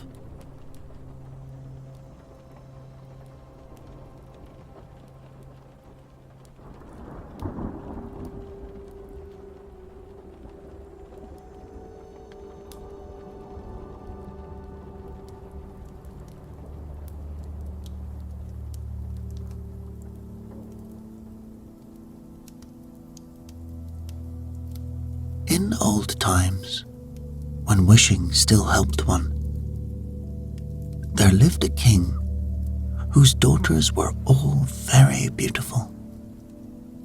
But the youngest was so beautiful that the sun itself, which has seen so much, was astonished whenever it shone in her face. Close by the king's castle lay a great dark forest, and under an old lime tree in the forest was a well. And when the day was very warm, the king's child went out into the forest and sat down by the side of the cool fountain. And when she was bored, she took out a golden ball, and she threw it up on high and caught it. And this ball, it was her favorite plaything.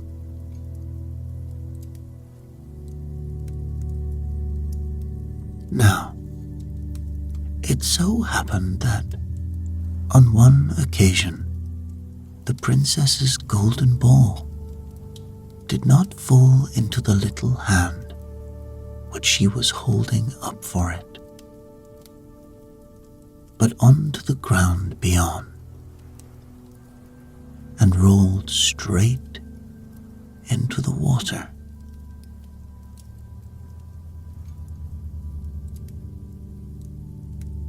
The king's daughter followed it with her eyes, but it vanished. And the well was deep, so deep, that the bottom could not be seen.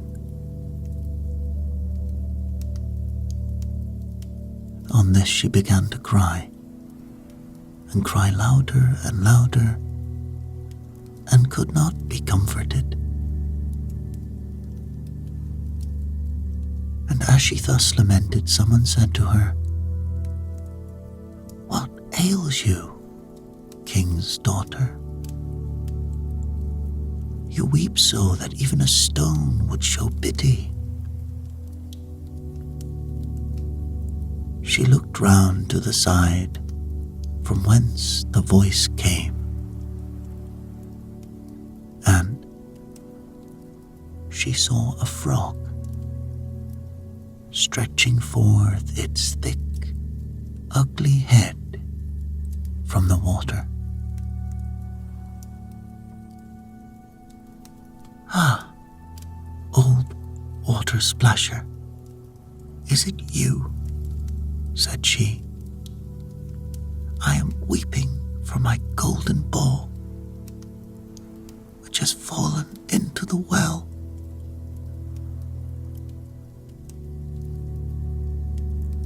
"Be quiet and do not weep," answered the frog. "I can help you. But what will you give me if I bring your plaything up again?" "Whatever you will have, dear frog," she said. "My clothes, my pearls, and my jewels, and even the golden crown which I am wearing."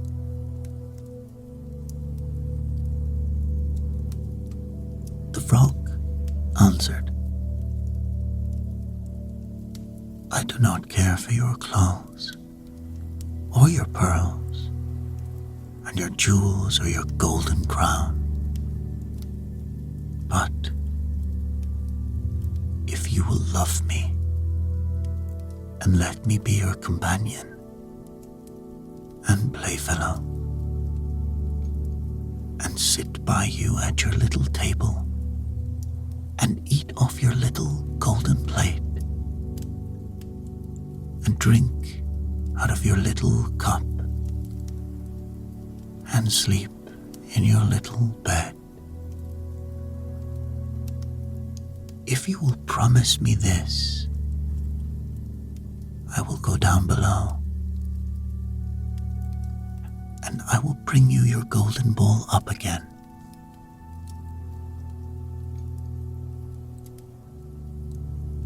"Oh yes," said she. I promise you all you wish, if you will but bring me my ball back again." She, however, thought, "How the silly frog does talk. He lives in the water with the other frogs and croaks, and cannot be anyone's companion."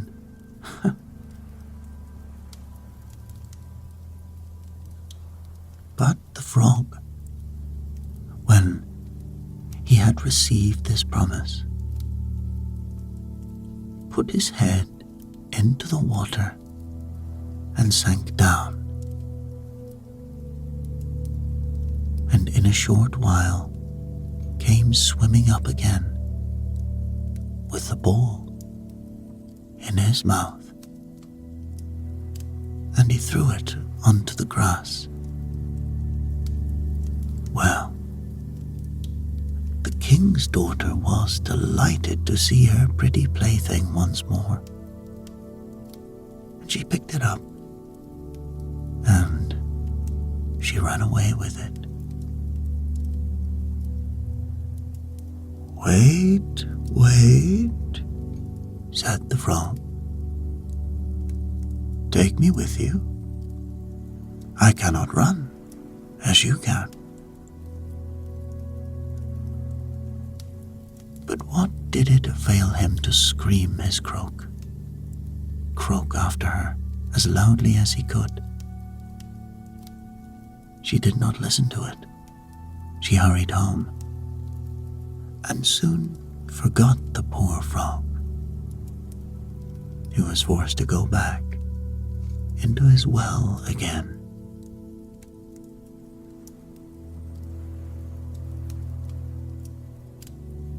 The next day, when she had seated herself at the table, with the king and all the courtiers, and was eating from her little golden plate, something came creeping, splish, splash, splish, splash, up the marble staircase. And when it had got to the top, it knocked on the door and cried, "Princess, young princess, open the door for me." And so she ran to see who was outside. But when she opened the door, there sat the frog in front of it. Then she slammed the door to, in great haste, sat down to dinner again, and was quite frightened. The king saw plainly that her heart was beating violently, and said, "My child, what are you so afraid of? Is there a giant outside who wants to carry you away?" "Ah, no," replied she. "It is no giant, but a disgusting frog." "And what does this frog want with you?" "Oh, dear father, yesterday, when I was sitting in the forest by the well and playing, my golden ball fell into the water. And because I cried so, the frog brought it out again for me. And because he so insisted, I promised him he should be my companion. But I never thought he would be able to come out of his water. And now he is outside there and wants to come in to me." In the meantime, the door knocked a second time, and the frog cried, "Princess, youngest princess, open the door for me. Don't you know what you said to me yesterday by the cool waters of the fountain? Princess, youngest princess, open the door for me." Then the king said, "That which you have promised, you must perform. Now go and let him in." And so she went and she opened the door. And the frog hopped in and followed her step by step to her chair. There he sat and cried, "Lift me up beside you." She delayed until at last the king commanded her to do it. When the frog was once on the chair, he wanted to be on the table, and when he was on the table, he said, "Now, push your little golden plate nearer to me, that we may eat together." She did this, but it was easy to see that she did not do it willingly. The frog enjoyed what he ate, but almost every mouthful she took choked her. At length he said, "I have eaten and am satisfied. Now I am tired. Carry me to your little bedroom and make your little silken bed ready, and we will both lie down and go to sleep."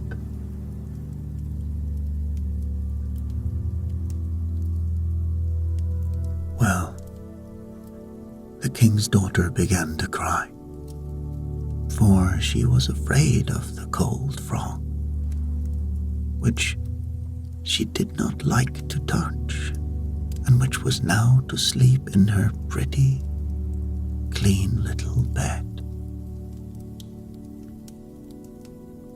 But the king grew angry and said, "He who helped you when you were in trouble ought not afterwards to be despised by you."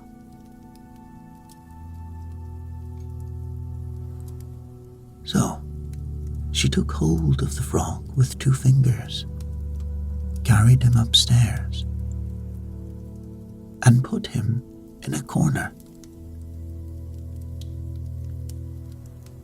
But when she was in bed, he crept to her and said, "I am tired.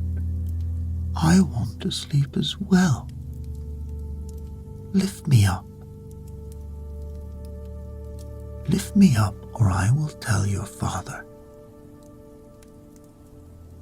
Then she was terribly angry and took him up and threw him with all her might against the wall. "Now, you will be quiet, odious frog," she said. But when he fell down, he was no frog, but a king's son with beautiful, kind eyes. He, by her father's will, was now her dear companion and husband. Then he told her how he had been bewitched by a wicked witch, and how no one could have delivered him from the well but herself, and that tomorrow they would go together into his kingdom.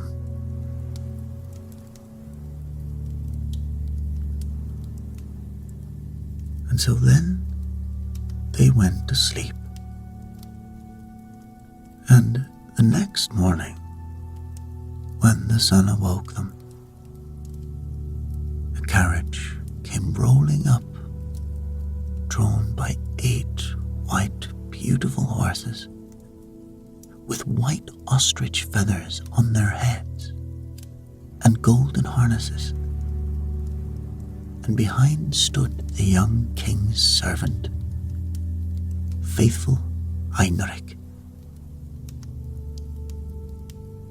Faithful Heinrich had been so unhappy when his master was changed into a frog that he had caused 3 iron bands to be laid round his heart,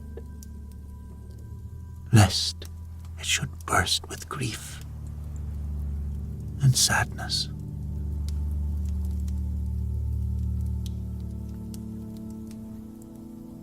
The carriage was to conduct the young king into his kingdom.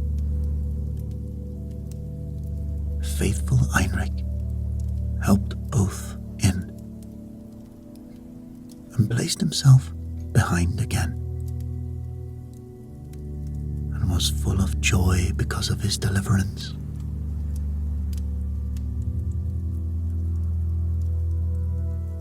And when they had driven a part of the way, the prince heard a cracking behind him, as if something had broken. So he turned round and cried, "Henrik, the carriage is breaking." "No, master, it is not the carriage. It is a band from my heart, which was put there in my great pain when you were a frog and imprisoned in the well."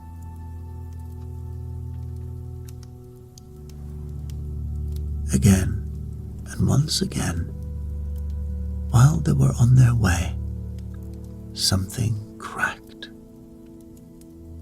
and each time the king's son thought the carriage was breaking, but it was only the bands which were springing from the faithful heart of Heinrich,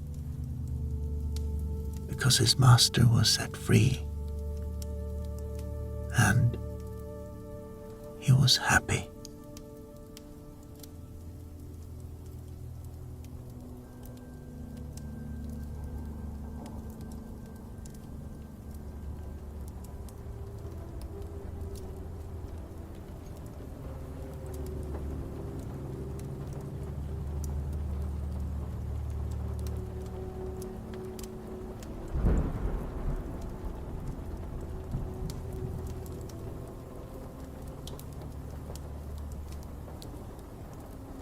Snow White and Rose Red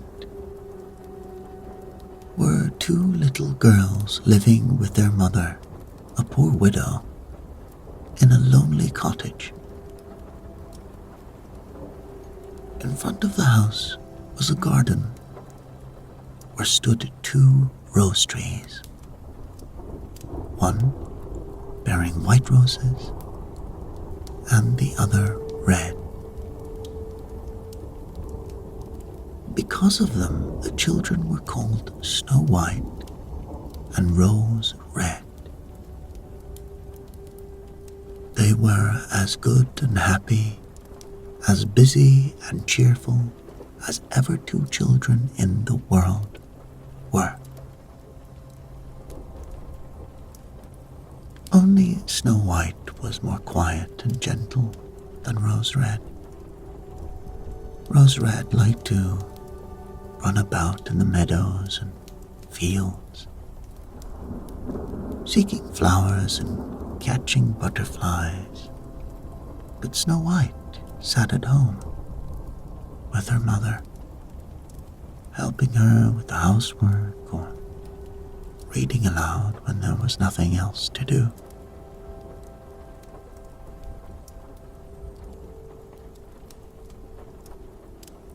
The two children were so fond of each other that they always held each other by the hand when they went out together. And when Snow White said, "We will not leave each other," Rose Red answered, "Never, never so long as we live." And their mother added, "What one has, she must share with the other."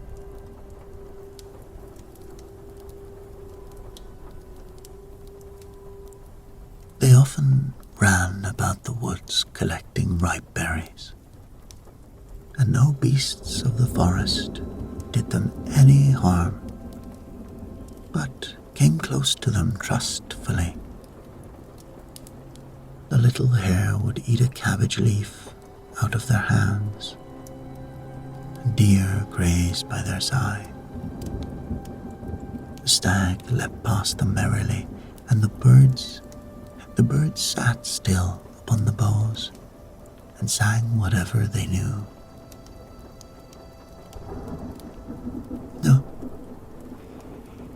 No mishap overtook them. If they stayed late in the wood and night overtook them, they lay down near one another upon the moss and slept until morning came.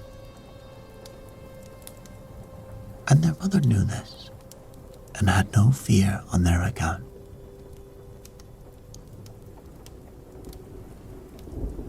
Once, when they had spent the night in the wood, and the dawn had roused them, they saw a beautiful child in a shining white dress sitting near their bed.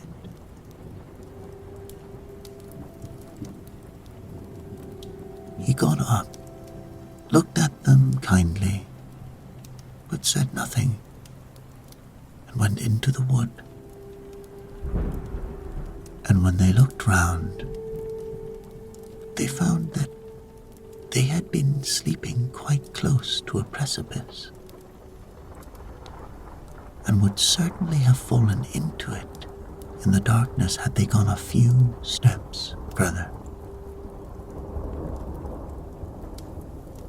Their mother told them that it must have been the angel who watches over good children.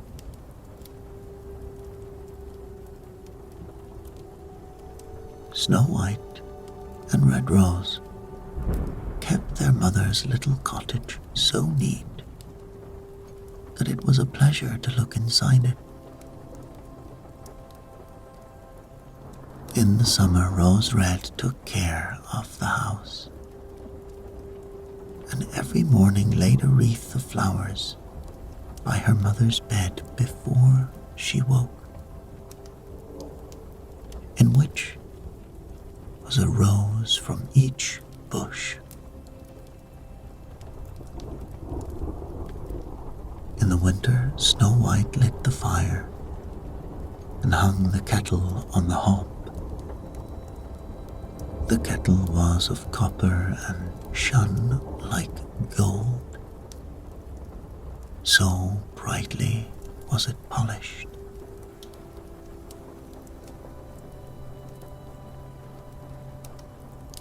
In the evening, when snowflakes fell, the mother said, "Go, Snow White, and bolt the door." And then they sat round the hearth. The mother took her spectacles and read aloud out of a large book. And the two girls listened as they sat and spun. And close by them lay a lamb upon the floor, and behind them upon a perch sat a white dove with its head hidden beneath its wings. One evening, as they were thus sitting comfortably together, someone knocked at the door, a knock as if he wished to be let in. The mother said, "Quick, Rose Red. Quick, open the door. It must be a traveler seeking shelter." Rose Red went and pushed back the bolt, thinking it was a poor man. But it was not. It was a bear that stretched his broad black head within the door. Rose Red screamed and sprang back. The lamb bleated, the dove fluttered, and Snow White hid herself behind her mother's bed. But the bear began to speak, and he said, "Do not be afraid. I will do you no harm. I am half frozen. I only want to warm myself a little beside you."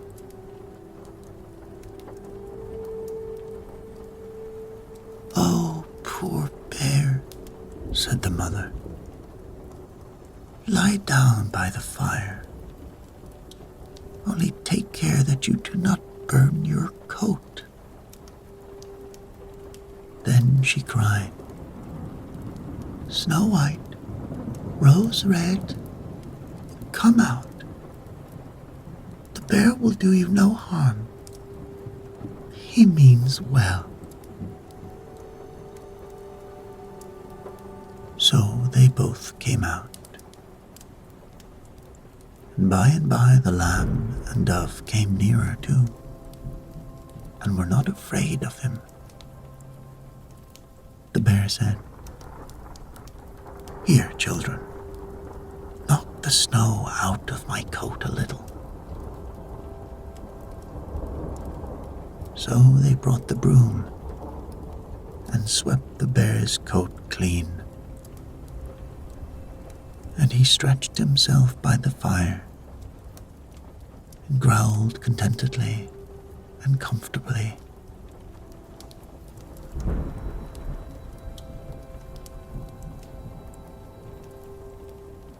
It was not long before they grew quite at home and played tricks with their clumsy guest.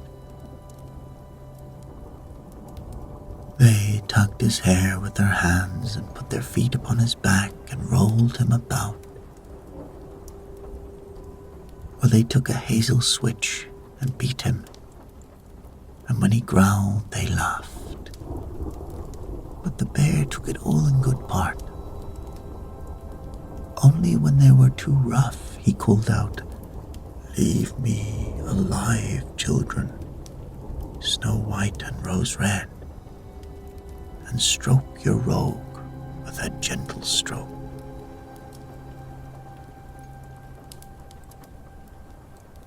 When it was bedtime and the others went to bed, the mother said to the bear,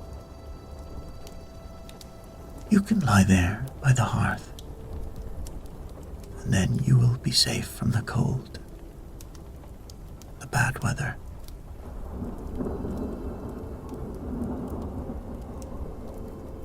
As soon as day dawned, the two children let him out, and he trotted across the snow into the forest. From this time on, the bear came every evening at the same hour, laid himself down by the hearth, and let the children amuse themselves as much as they liked. They got so used to him that the doors were never fastened until their bear friend had arrived.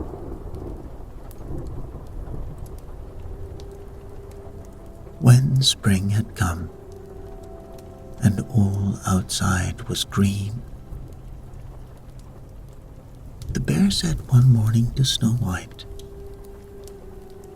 "Now, I must go away and cannot come back for the whole summer."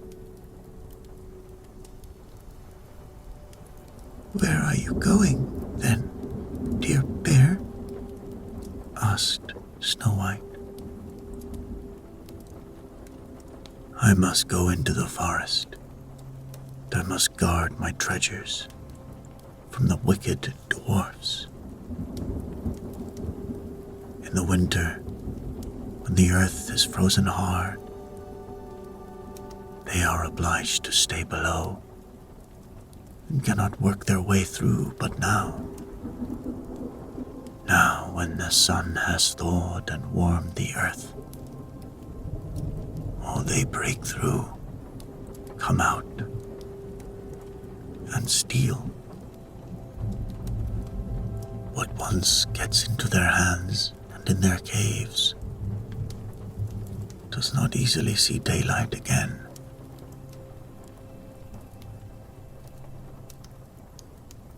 Snow White was quite sorry at his departure, and when she unbolted the door for him, and the bear was hurrying out, he caught against the bolt, and a piece of his hairy coat was torn off.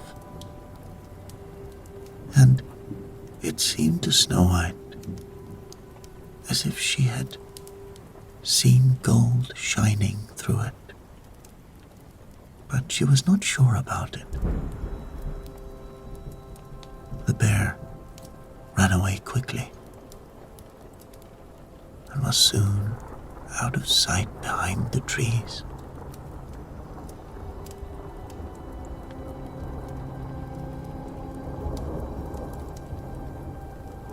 short time afterwards, the mother sent the children into the wood to get firewood. There they found a big tree which lay felled on the ground, and close by the trunk was something jumping backwards and forwards in the grass, but they could not make out what it was. When they came nearer, they saw a dwarf with an old wizened face and a snow-white beard a yard long. The end of the beard was caught in the crack of the tree, and the little fellow was jumping about like a dog tied to a rope, and he did not know what to do.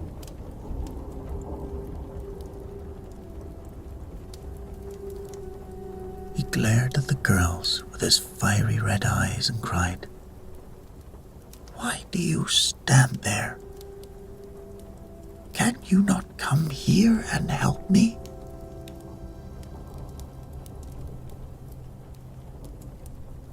"What are you about there, little man?" asked Rose Red. "You stupid prying goose," answered the dwarf. "I was going to split the tree to get a little wood for cooking. This little bit of food that we people burn in winter goes far. We do not swallow as much as you coarse, greedy folk." I had just driven the wedge safely in, and all was going well, but the cursed wedge was too smooth and it sprang out. And then the tree closed so quickly that I could not pull out my beautiful white beard, so now it is caught. I cannot get away, and you silly, sleek, milk-faced things laugh at me.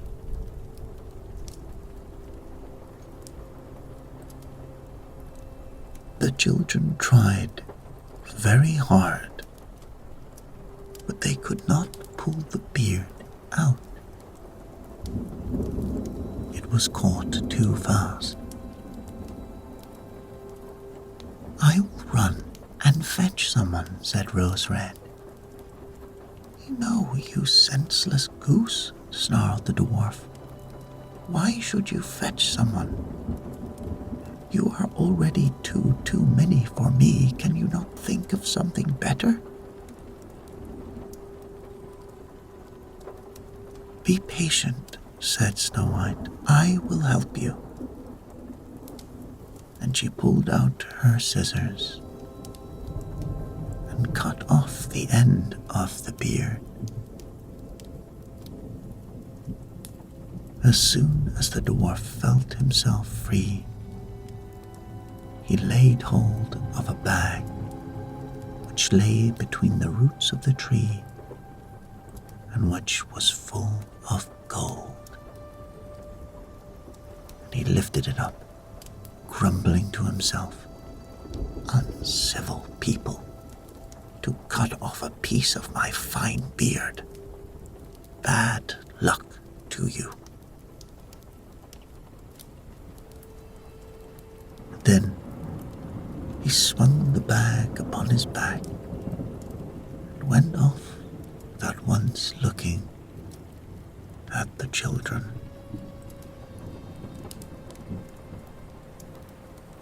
It was some time afterwards. Snow White and Rose Red went to catch a dish of fish. As they came near the brook, they saw something like it was like a large grasshopper jumping towards the water, as if it were going to leap in.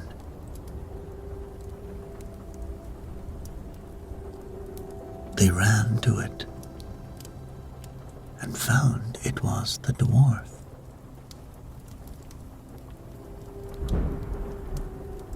"Where are you going?" said Rose Red. "You surely don't want to go into the water." "I am no such fool," cried the dwarf. "Don't you see that the accursed fish wants to pull me in?" The little man had been sitting there fishing, and unluckily the wind had tangled up his beard with the fishing line. And a moment later a big fish made a bite, and the feeble creature had not strength to pull it out. The fish kept the upper hand and was dragging the dwarf towards him. He held on to all the reeds and bushes, but it was of little good. He was forced to follow the movements of the fish and was in imminent danger of being dragged into the water.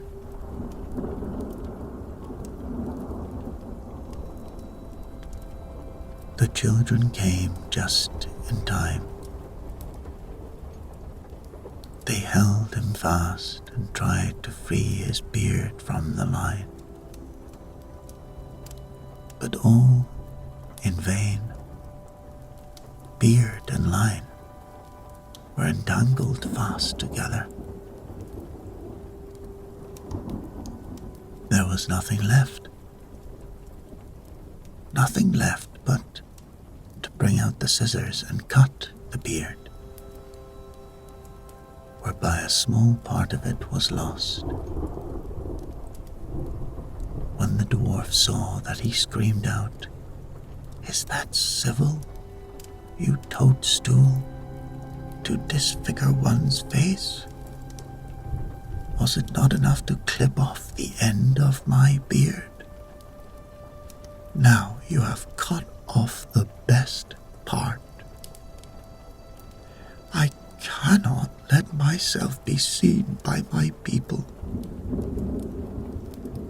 I wish you had been made to run the soles off your shoes."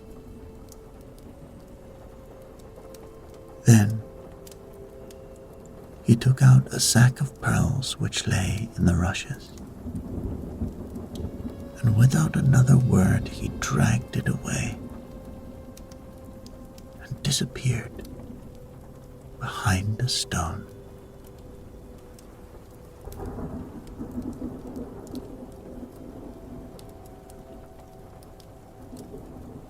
It happened that soon afterwards the mother sent the two children to the nearby town to buy some needles, thread, laces, and ribbons.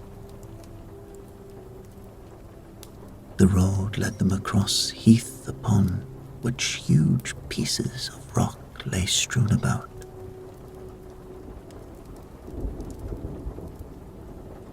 There they noticed a large bird hovering in the air, flying slowly round and round above them. It sank lower and lower, and at last settled near a rock not too far off. Immediately they heard a loud cry. So they ran up and saw with horror that the eagle had seized their old acquaintance, the dwarf, and was going to carry him off. The children, full of pity, at once took tight hold of the little man and pulled against the bird so long that at last the eagle let his booty go.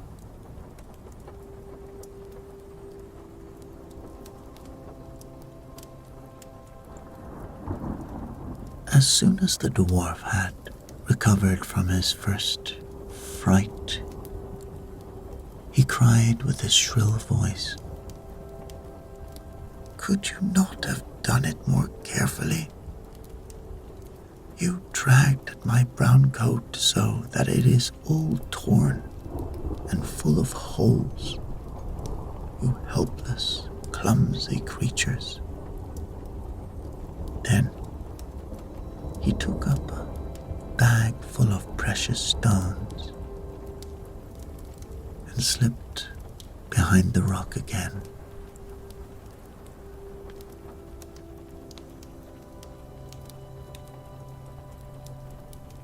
The girls, who by this time were used to his ingratitude, went on their way and did their business in town. On their way back, they again passed the heath and surprised the dwarf, who had emptied out his bag of precious stones in a clean spot, and had not thought that anyone would come there so late. The evening sun shone upon the brilliant stones. They glittered and sparkled with all colors so beautifully that the children stood still and looked at them.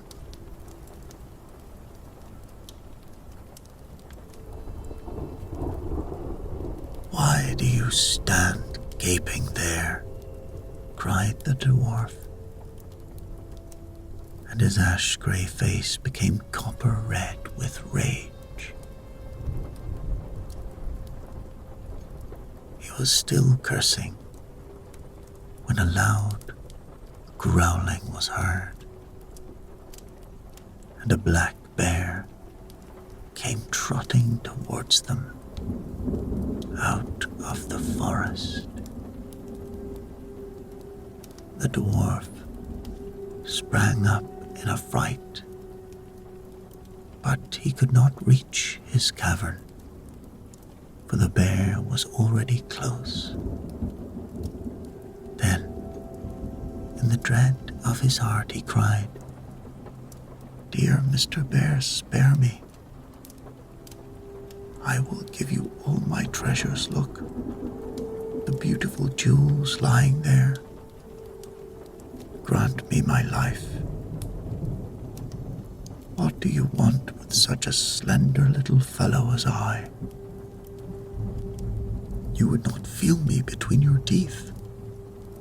Come, take these two wicked girls. They are tender morsels for you, fat as young quails. For mercy's sake, eat them."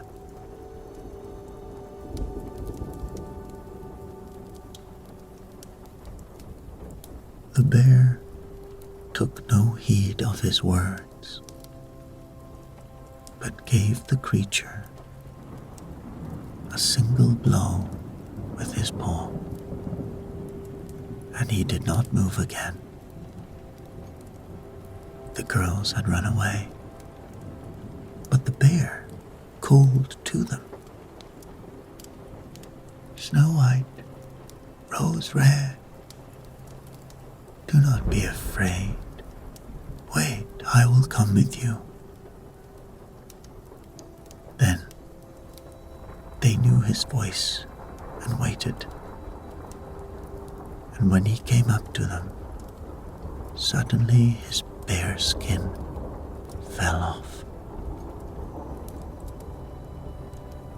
and he stood there, a handsome man, clothed in all gold.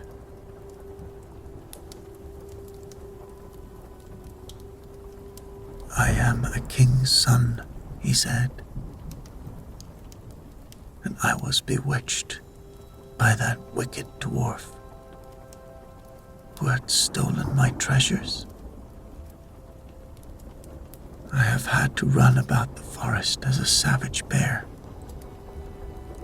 until I was freed by his death. Now, he has got his well-deserved punishment.